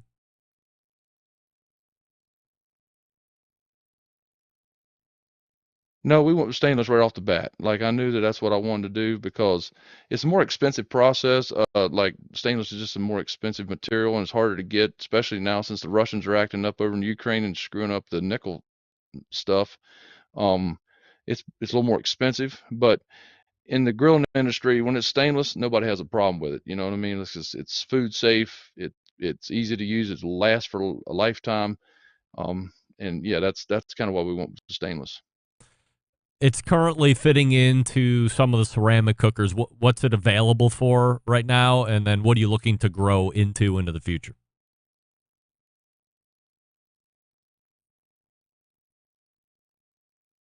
Okay, so right now it fits in the large big green egg, and it fits in the Primo round. It fits in the Kamada Joe Classic 1, 2, and 3. It fits in the Oval 400, the Primo over 400 offset. You might have to put a little piece of something in there, and I'm going to work on that to keep it balanced in there nice. And then I'm coming out with an adapter that fits in the big green egg extra large, because the extra large is so shallow. I'm using the exact same grill with just an adapter. So, and then hopefully on down the road, I'll be able to use it as well into like the Big Joe, have models for the Primo 300, 200, 300, and 400. And then also, I'm trying to think what the other thing is. Yeah, but it fits in like a Sapphire, it fits in like a Vision. Anything is 18 inches, it pretty much fits right in there. Will it fit into a Weber And then, kettle? I'm trying to think what the other thing is. Oh yeah, I got a stand. It won't, but we got a plan for that too. So that's all in the makings. We're still working on taking one step at a time. The other thing I have coming in here with my next shipment is a standalone model that you can take out, put on your grill, just like your fire pit out back. And you can cook over your fire pit there, or you can break the thing down, take it to the beach with you, cook a lobster, go to the campground. You don't have to have a Kamado to cook with this thing now. So that's some of the newest things coming out. Price point wise, for the units that are available, what are we looking at?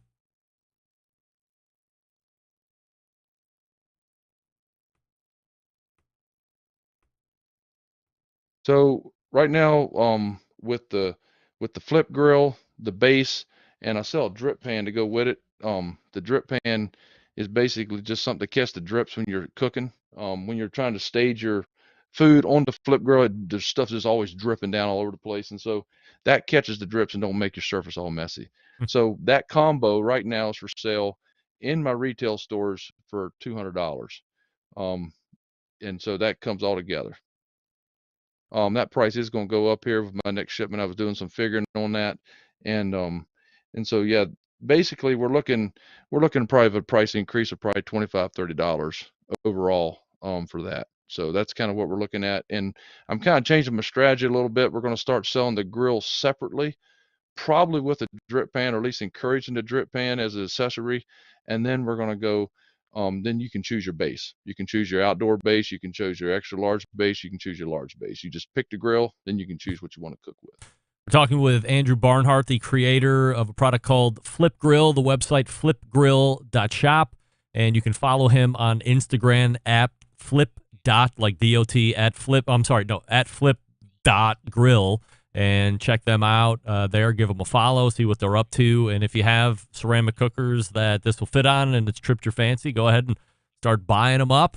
Andrew, really appreciate the time tonight. Thanks so much for coming on. Continued success.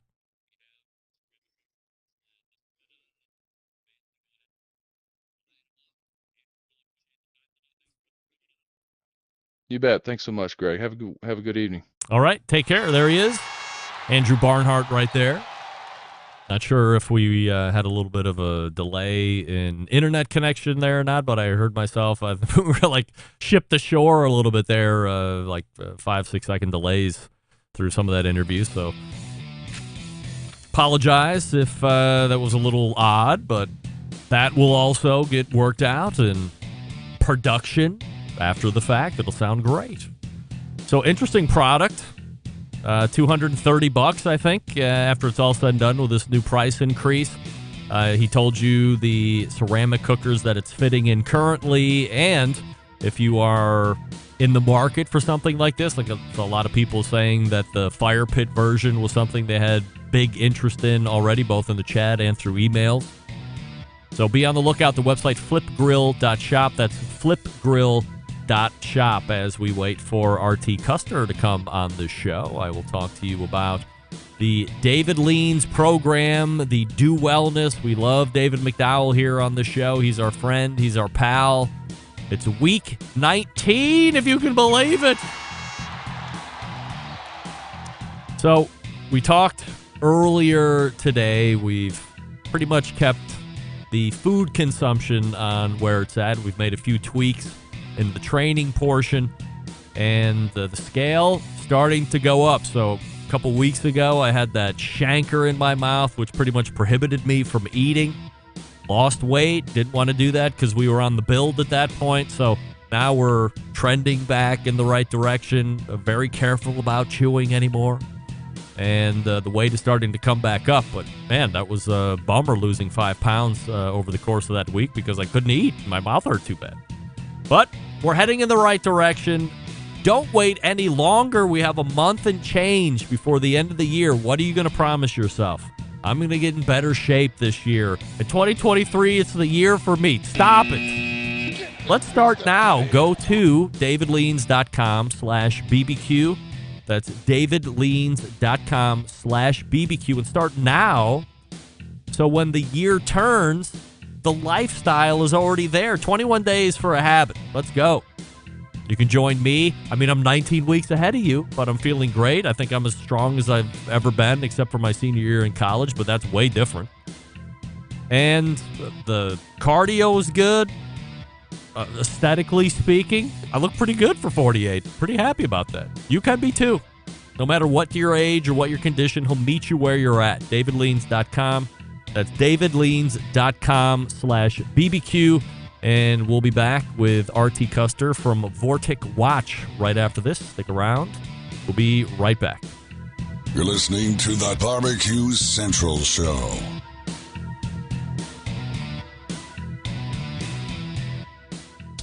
Let's get back to a guy who has more experience giving you his opinion than he actually has cooking. Once again, here's your host, Greg Rempe. And this portion of the show brought to you by, how fortuitous, Vortic Watches. Back in the day, watches were made to be worn in the pocket. But after World War II, wristwatches came into vogue. Pocket watches quickly became an afterthought, finding their way into sock drawers and scrap heaps. And that's a tragedy. Enter Vortic Watch Company, helping bridge the gap between America's storied watch manufacturing past and bringing it here to the present day, where watches are finding incredible popularity once again. And here's the coolest part. Each watch that Vortic makes is unique and one of a kind. Vortic founded on the motto that America wasn't assembled, it was built. Check them out at vorticwatches.com. As I've said on the show before, while the show is a barbecue and grilling show, it's not always a barbecue and grilling show. And tonight we break format a little bit to talk about another budding passion of mine, which has been on and off for the last few years, and that is watches. Let's go to the hotline and welcome the co-founder of Vortic Watches, R.T. Custer, joining me once more. Hey, R.T. Hey, Greg. Thanks for having me. I appreciate you making time for the show here this evening, and let's go ahead and lead with the military watch stuff, and then we can fill in as needed near the end. On Friday, which is Veterans Day, Vortic will release their 4th edition or iteration of the military watch. It's a very limited run of 50 pieces. If you could, give us a little context and history for this project and why it's important for you and the gang at Vortic. Yeah, thanks. So basically, I mean, like you said in the ad, and like you said, fortuitous timing, perfect. We take antique American pocket watches and turn them into one-of-a-kind wristwatches. And so everything inside the watch is roughly 100 years old in most of our watches. We do this really cool thing called the Watch of the Day, where every single day we come out with one new one-of-a-kind watch, post on the website, post on Instagram. When it sells, it's gone. But, sometimes we find pocket watches that aren't one-of-a-kind, and there were more than one made.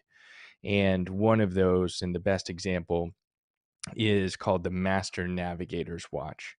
And it was a pocket watch originally made for the navigators on B-17s, B-29s, and different bomber aircraft like that during World War II. Hamilton Watch Company in Lancaster, Pennsylvania, made about 100,000 of those for the war efforts, and they made them for the U.S. Army Air Corps back then. And we turn 50 of those into wristwatches every year, and that's what they look like. Oh, wow. And it's called the Military Edition. And they all have open backs, so you can see the inner workings. That's really the best part of it there. And we, like I said, everything inside the watch is, in this case, about 80 years old. It's a true 24-hour dial, as you can see there.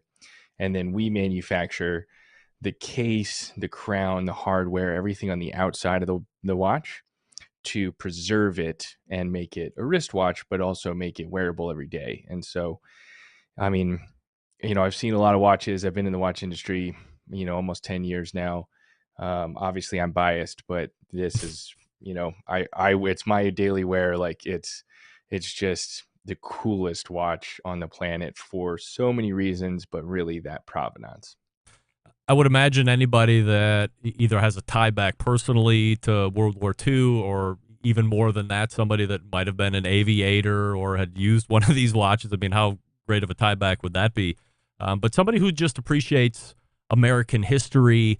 And, as I had mentioned to you now years ago, I had no idea that this country was so prolific in watchmaking. I mean, it didn't look like the watches of today. They were pocket watches. And then all of a sudden it evaporates because they're not as cool to wear. And what are you going to end up doing with them? So between you and Tyler deciding that, hey, let's get into a company that really makes American-made stuff and settle on watches, and bringing back this whole past that I don't think a lot of people really knew about, or how prolific it was, is really great. So when you look at this version of the military watch, how is this different from the other three iterations, or is it? Yeah, so we use the same mechanism. It's all the Master Navigator's watch is really the base of it. For this will be our 4th edition this year. So the dial, the face of the watch, the hands, and the movement are all the same in this, and we're doing 50 pieces again. And if we didn't mention, it's only available every year on Veterans Day, which is this Friday. It comes out at 12 noon Mountain Time. I like to say that as many times as possible because I always have somebody email me Friday afternoon and is like, how do I get one? It's like they sold out, man. Like, I'm so sorry. Like I said it 20 times, but so everything on the inside is original, is the same as previous models, but this year, so the case of it is stainless steel. Last year we used stainless steel as well, but this year we made it look old. So the chemical patina that we put on the case, it makes it look like the steel is old. And then we updated the crown on this watch, and it's going to be hard to see from this angle, but it's just we almost made it look like almost like a cantina cap, and that was the goal of it. And then we updated the engineering to make the back ring a little larger.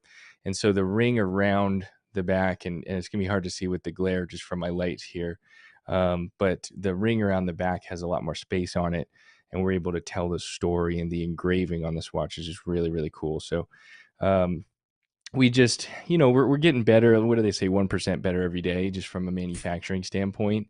And we keep getting better. I liked what you're saying about health and fitness. Like that's key here. We look at manufacturing the same way. As every single time we make a watch, we get a little bit better. And so as the 4th edition, that's really the changes is what we make on the outside of the watch this year. RT Custer joining me here on the show, the co-owner of Vortic Watch Company. VorticWatches.com is the website. Also the same handle on social media. So if you'd like to give them a follow there, keep up with Watch of the Day and see what other things they're up to, go ahead and give them a follow. Now, aside from the 50 pieces that, you're showing one of those 50, there are also 15 special edition units available as well. So this is something that hasn't happened every year. You've done 4 versions of the military watch, Black Dial, but There hasn't been. I think this is only the second special edition version within those 4 years. So tell us about why these are special and why there's only 15 of these. Yeah, so this particular watch, and I'll do the best I can here, especially with a white dial. It's going to be a little hard to catch the light. Let's see if I can get it this way. Oh yeah, there you go. Whoa, wow, look at that. So this particular watch has a white dial, which is very rare on these military watches. Most of the aviators and navigators watches had a black dial, so that didn't catch the light in the sky and reflect. That was why they used the black dial. So the white dial was mostly used by the naval, the naval side of the Army Air Corps, and so that's extremely rare. These white dials, it took us basically the last 6 years to find those, and then the movement. And I'll try again to do the best I can with what I have here. But this is a gold flashed movement. And so as you see in there, every single piece inside the back is gold. And again, that was not something you saw in these military watches because it was just unnecessary. It was unnecessary expense for the wartime. And then for this watch, we decided to use a bronze case, solid bronze. I think it matches the look of that watch and makes it look significantly different. And then, like you said, we're only doing 15 of these watches. It took us 6 years to find the 15. We actually just found, like a month or two ago, we found the 16th piece, and we're going to save that one so that we can have it for after sales service on the 15 that we're making, just spare parts basically. And honestly, like we don't have to, when we did a special edition 2 years ago, we said we will not make this again.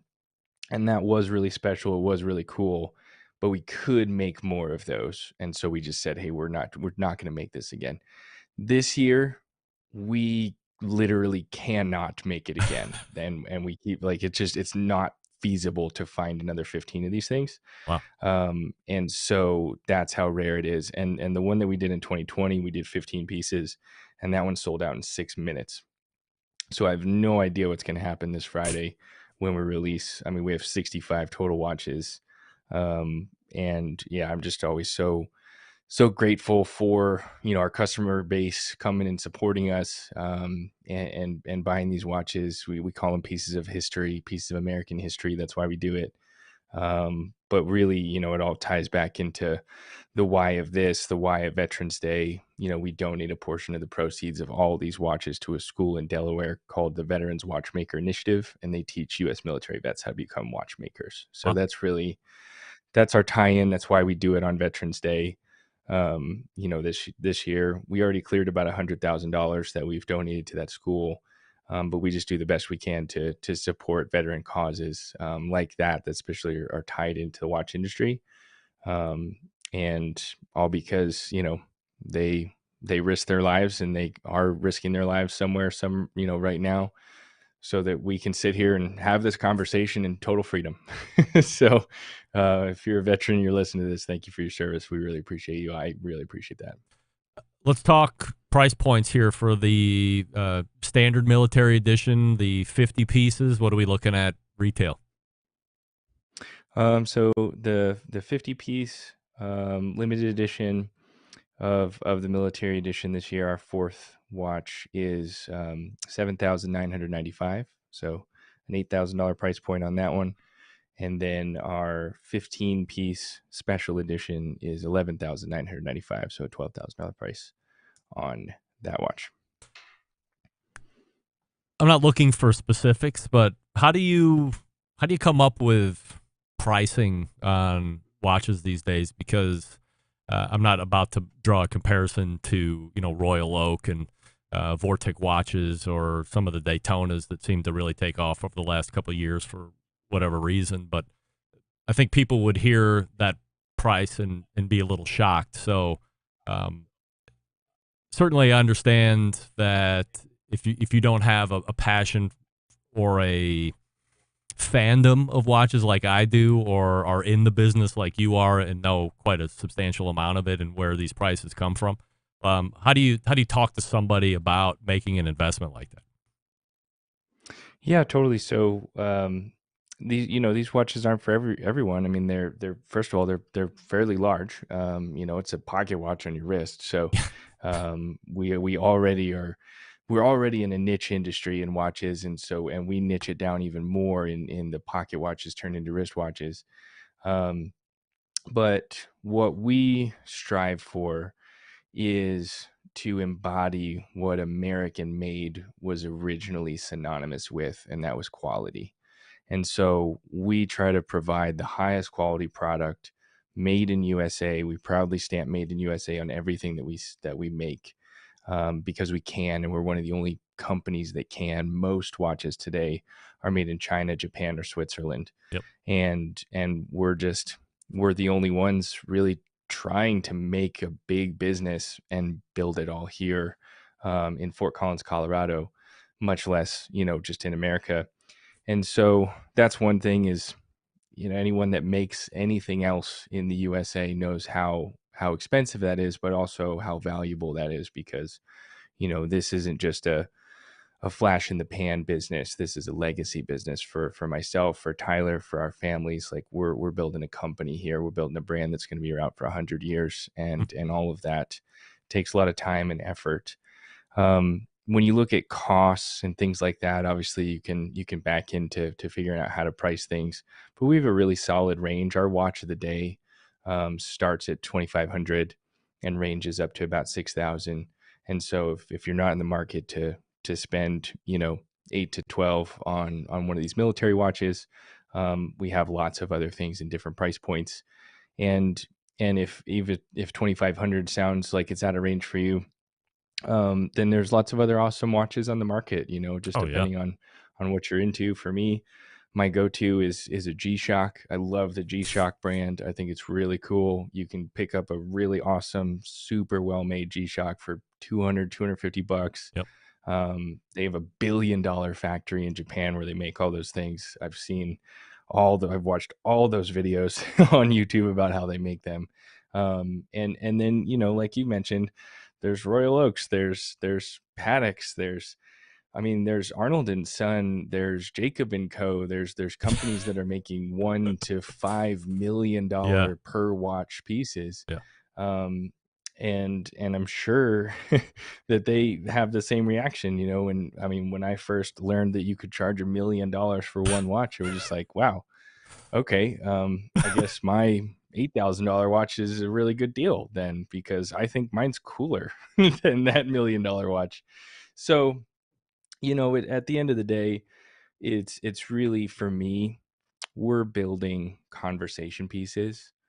And if you see that and you love that and you want one, then you find a way to justify whichever price point you fall in my company. And if that doesn't resonate with you and you'd rather have Apple Watch or a G-Shock for a few $100, that's great. At least you have something on your wrist and you're supporting my industry. That's wonderful. And for a lot of people, and I learn this lesson every time I do an event and I speak to, customers and investors in person. For a lot of people, a watch that isn't at least $10,000 isn't a real watch. and that, for the first 5 years I was in the industry was almost like insulting to me, because I was just like, oh, I really feel like I'm making real watches and I'm only charging like $5,000.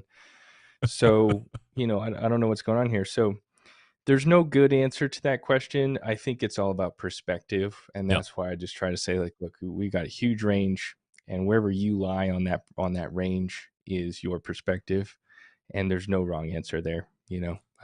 My customers love what we do, and we keep finding more customers. And like I said, I keep being grateful for those customers supporting us, building this company, and, letting us pursue the American dream. So here's a conversation piece, as you would say. So this is one that I have. This is called a Burlington Special. It's a railroad edition watch. We could talk about that here in a second. But now, as you said, it's a bigger case size. So, we're probably looking 49 millimeters to 50 millimeters in size here. just for point of reference, Rolex Submariner is going to be in that 40 millimeter range, so roughly 9 to 10 millimeters smaller than this, which is a pretty big difference when you're actually putting something on your wrist, especially if you're going to go from, lug to lug, which is, even bigger.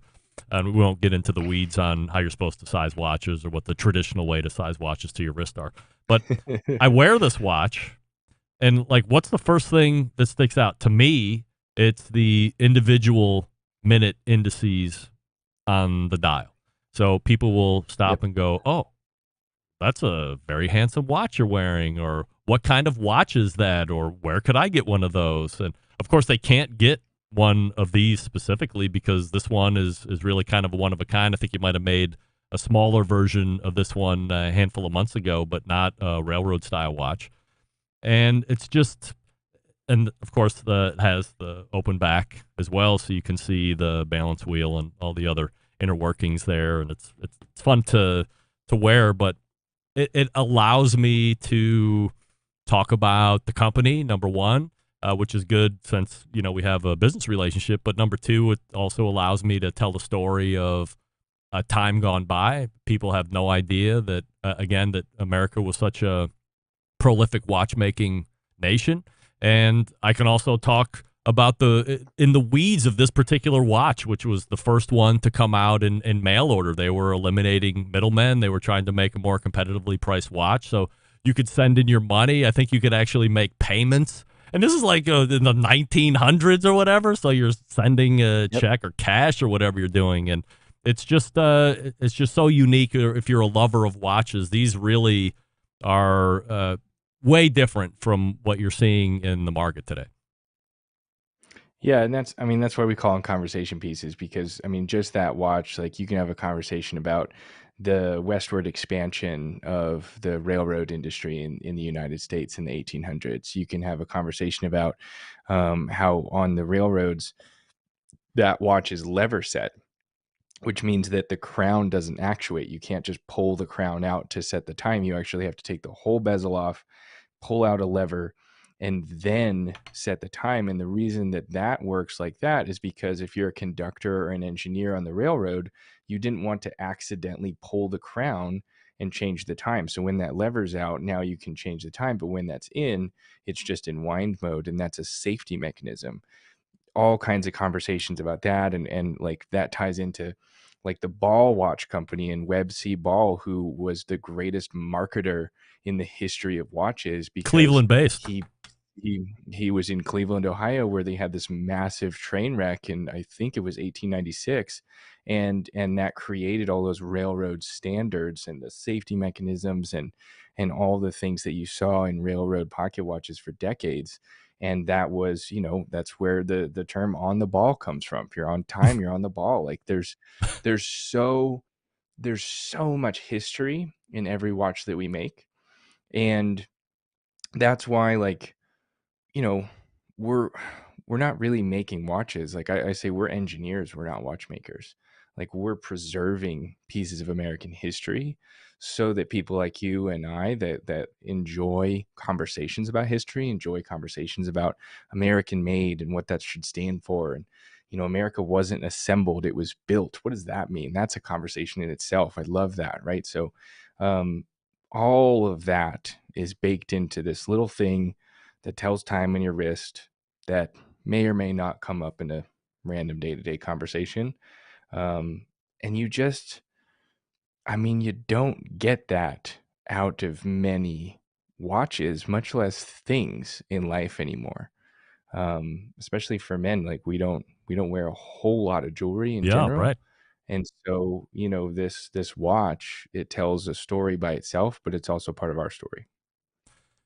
RT is joining us here on the show, co-founder of Vortic Watch Company. The bottom line is this Friday, Veterans Day, the fourth iteration of the military watches are coming out. There's 50 pieces, and then there will be a 15-piece special edition as well. So if you've enjoyed this conversation here this evening, you have a tie, you have a pull, you've immediately fallen in love with one or both of these. Now you have a tough decision to make, of course. Make sure that you are going to be hitting the website, vorticwatches.com. on Friday, and it's a noon Mountain release. So for the Eastern folks, that's 2 p.m. Eastern. So make sure that you are doing your time zone adjustments properly so you give yourself the best shot at grabbing one because they're going to go quick. RT, anything before I let you go otherwise? Yeah, everything about the military edition is just vortexwatches.com/military. So you can go right to that at 12 noon on Mountain Time on Friday. The links to purchase both of those products will be right at the top of that page. So it's just /military for that one. We try to make it as easy as possible. But other than that, you got it. That's it. That's what we do. And yeah, I'm just, like I said, excited to be here, excited to keep making some awesome watches and meeting some really cool customers. RT, appreciate the time as always. Continued success, and we'll see how everything tracks on Friday. Thank you, sir. You got it. There he is. RT Custer from Vortic Watch Company right there. And again, if you were inspired, you didn't realize you liked watches that much, but watching those two pieces are absolute beauties. So easy to fall in love with those. Make sure you're on your horse on Friday, 2 p.m. Eastern, 12 Mountain Time. That's when the sales will start. And I would imagine those standard ones will go, 24 hours or less. And those special edition ones, as he said, the last time there were special editions, was it 6 minutes, 7 minutes? So you're probably looking at well less than an hour for those things to fly. So if you are interested, make sure you are on it and that you get with it. vortexwatches.com. That's the website. Follow them on social at Vortic Watches. Enjoy it. Check it out. Get a conversation piece. Before we wrap up tonight, I'll talk to you quickly about Smithfield. The popular Smokin' with Smithfield grant program is back. Applications are currently live at Smokin', S-M-O-K-I-N, smokinwithsmithfield.com. In order to help deepen prize pools, Smithfield will once again be awarding $3,000 to selected competitions. Applications are open until December 3rd, so little less than a month for you to get your applications in. Once again, that's smokinwithsmithfield.com to apply for the grant program. Also, Smithfield is once again sponsoring their Committed Cooks program for 2023. They are looking for teams committed to cook with Smithfield products during the 2023 season. Participating teams will receive a premium swag kit, coupons, and surprises throughout the season. Spots are limited. Sign up again at the same website, smokinwithsmithfield.com. That's smokinwithsmithfield.com. We're back to wrap the show right after this. Stick around. We'll be right back. Whole packers, full racks, legs and thighs, injecting butts. If you've never heard this before, you might think you found the best XXX show ever. Let's get back to the most homoerotic host out there today, Greg Rempe. And we thank RT Custer from Vortic Watch joining us last segment. Again, the website directly, vortexwatches.com/military. And you can get all the other info on the military watches that are going to be made available this Veterans Day, which is Friday the 11th. So be ready if you want to buy, because they're going to go quick, whether it's the regular edition in the 4th iteration or the special edition now in its 2nd iteration. They're going quick. $8,000 for the standard, 12 for the special edition. Might seem like a lot, but then know what goes into it, right? It's not for everybody, RT said. All right, all the way back in the first hour, it was Turkey Talk with Meathead from AmazingRibs.com. Then we talked Texas Monthly BBQ Festival and his own barbecue festival coming up in a couple weeks. Robert Moss, robertfmoss.com, his website. And then in the second hour, we spent some time with Aaron Barnhart from Flip Grill, flipgrill.shop. If you're interested in outfitting one of your ceramic cookers with his product, or looking more and more for that over-the-fire one. Like I have a what is that thing called? The Fire Pit Solo Stove. That could fit right over my Solo Stove. I might pick one of those up now that I'm thinking about it. That's a pretty good idea. I'm with Sean Reed on thinking that's a good idea. And then closing it out with our pal RT Custer, co-founder of Vortic Watches. vorticwatches.com is the website, at Vortic Watches everywhere on social. And the military edition watch is coming out on Veterans Day this Friday, the 11th, at noon Mountain or 2 Eastern. So stand by for that. Big show planned for you next week, as I had mentioned. So how do I always leave you? September 11th, 2001. I will never forget. Until next Tuesday at 9 p.m. Eastern, this is your program host and proud U.S. American, Greg Rempe. Good night now.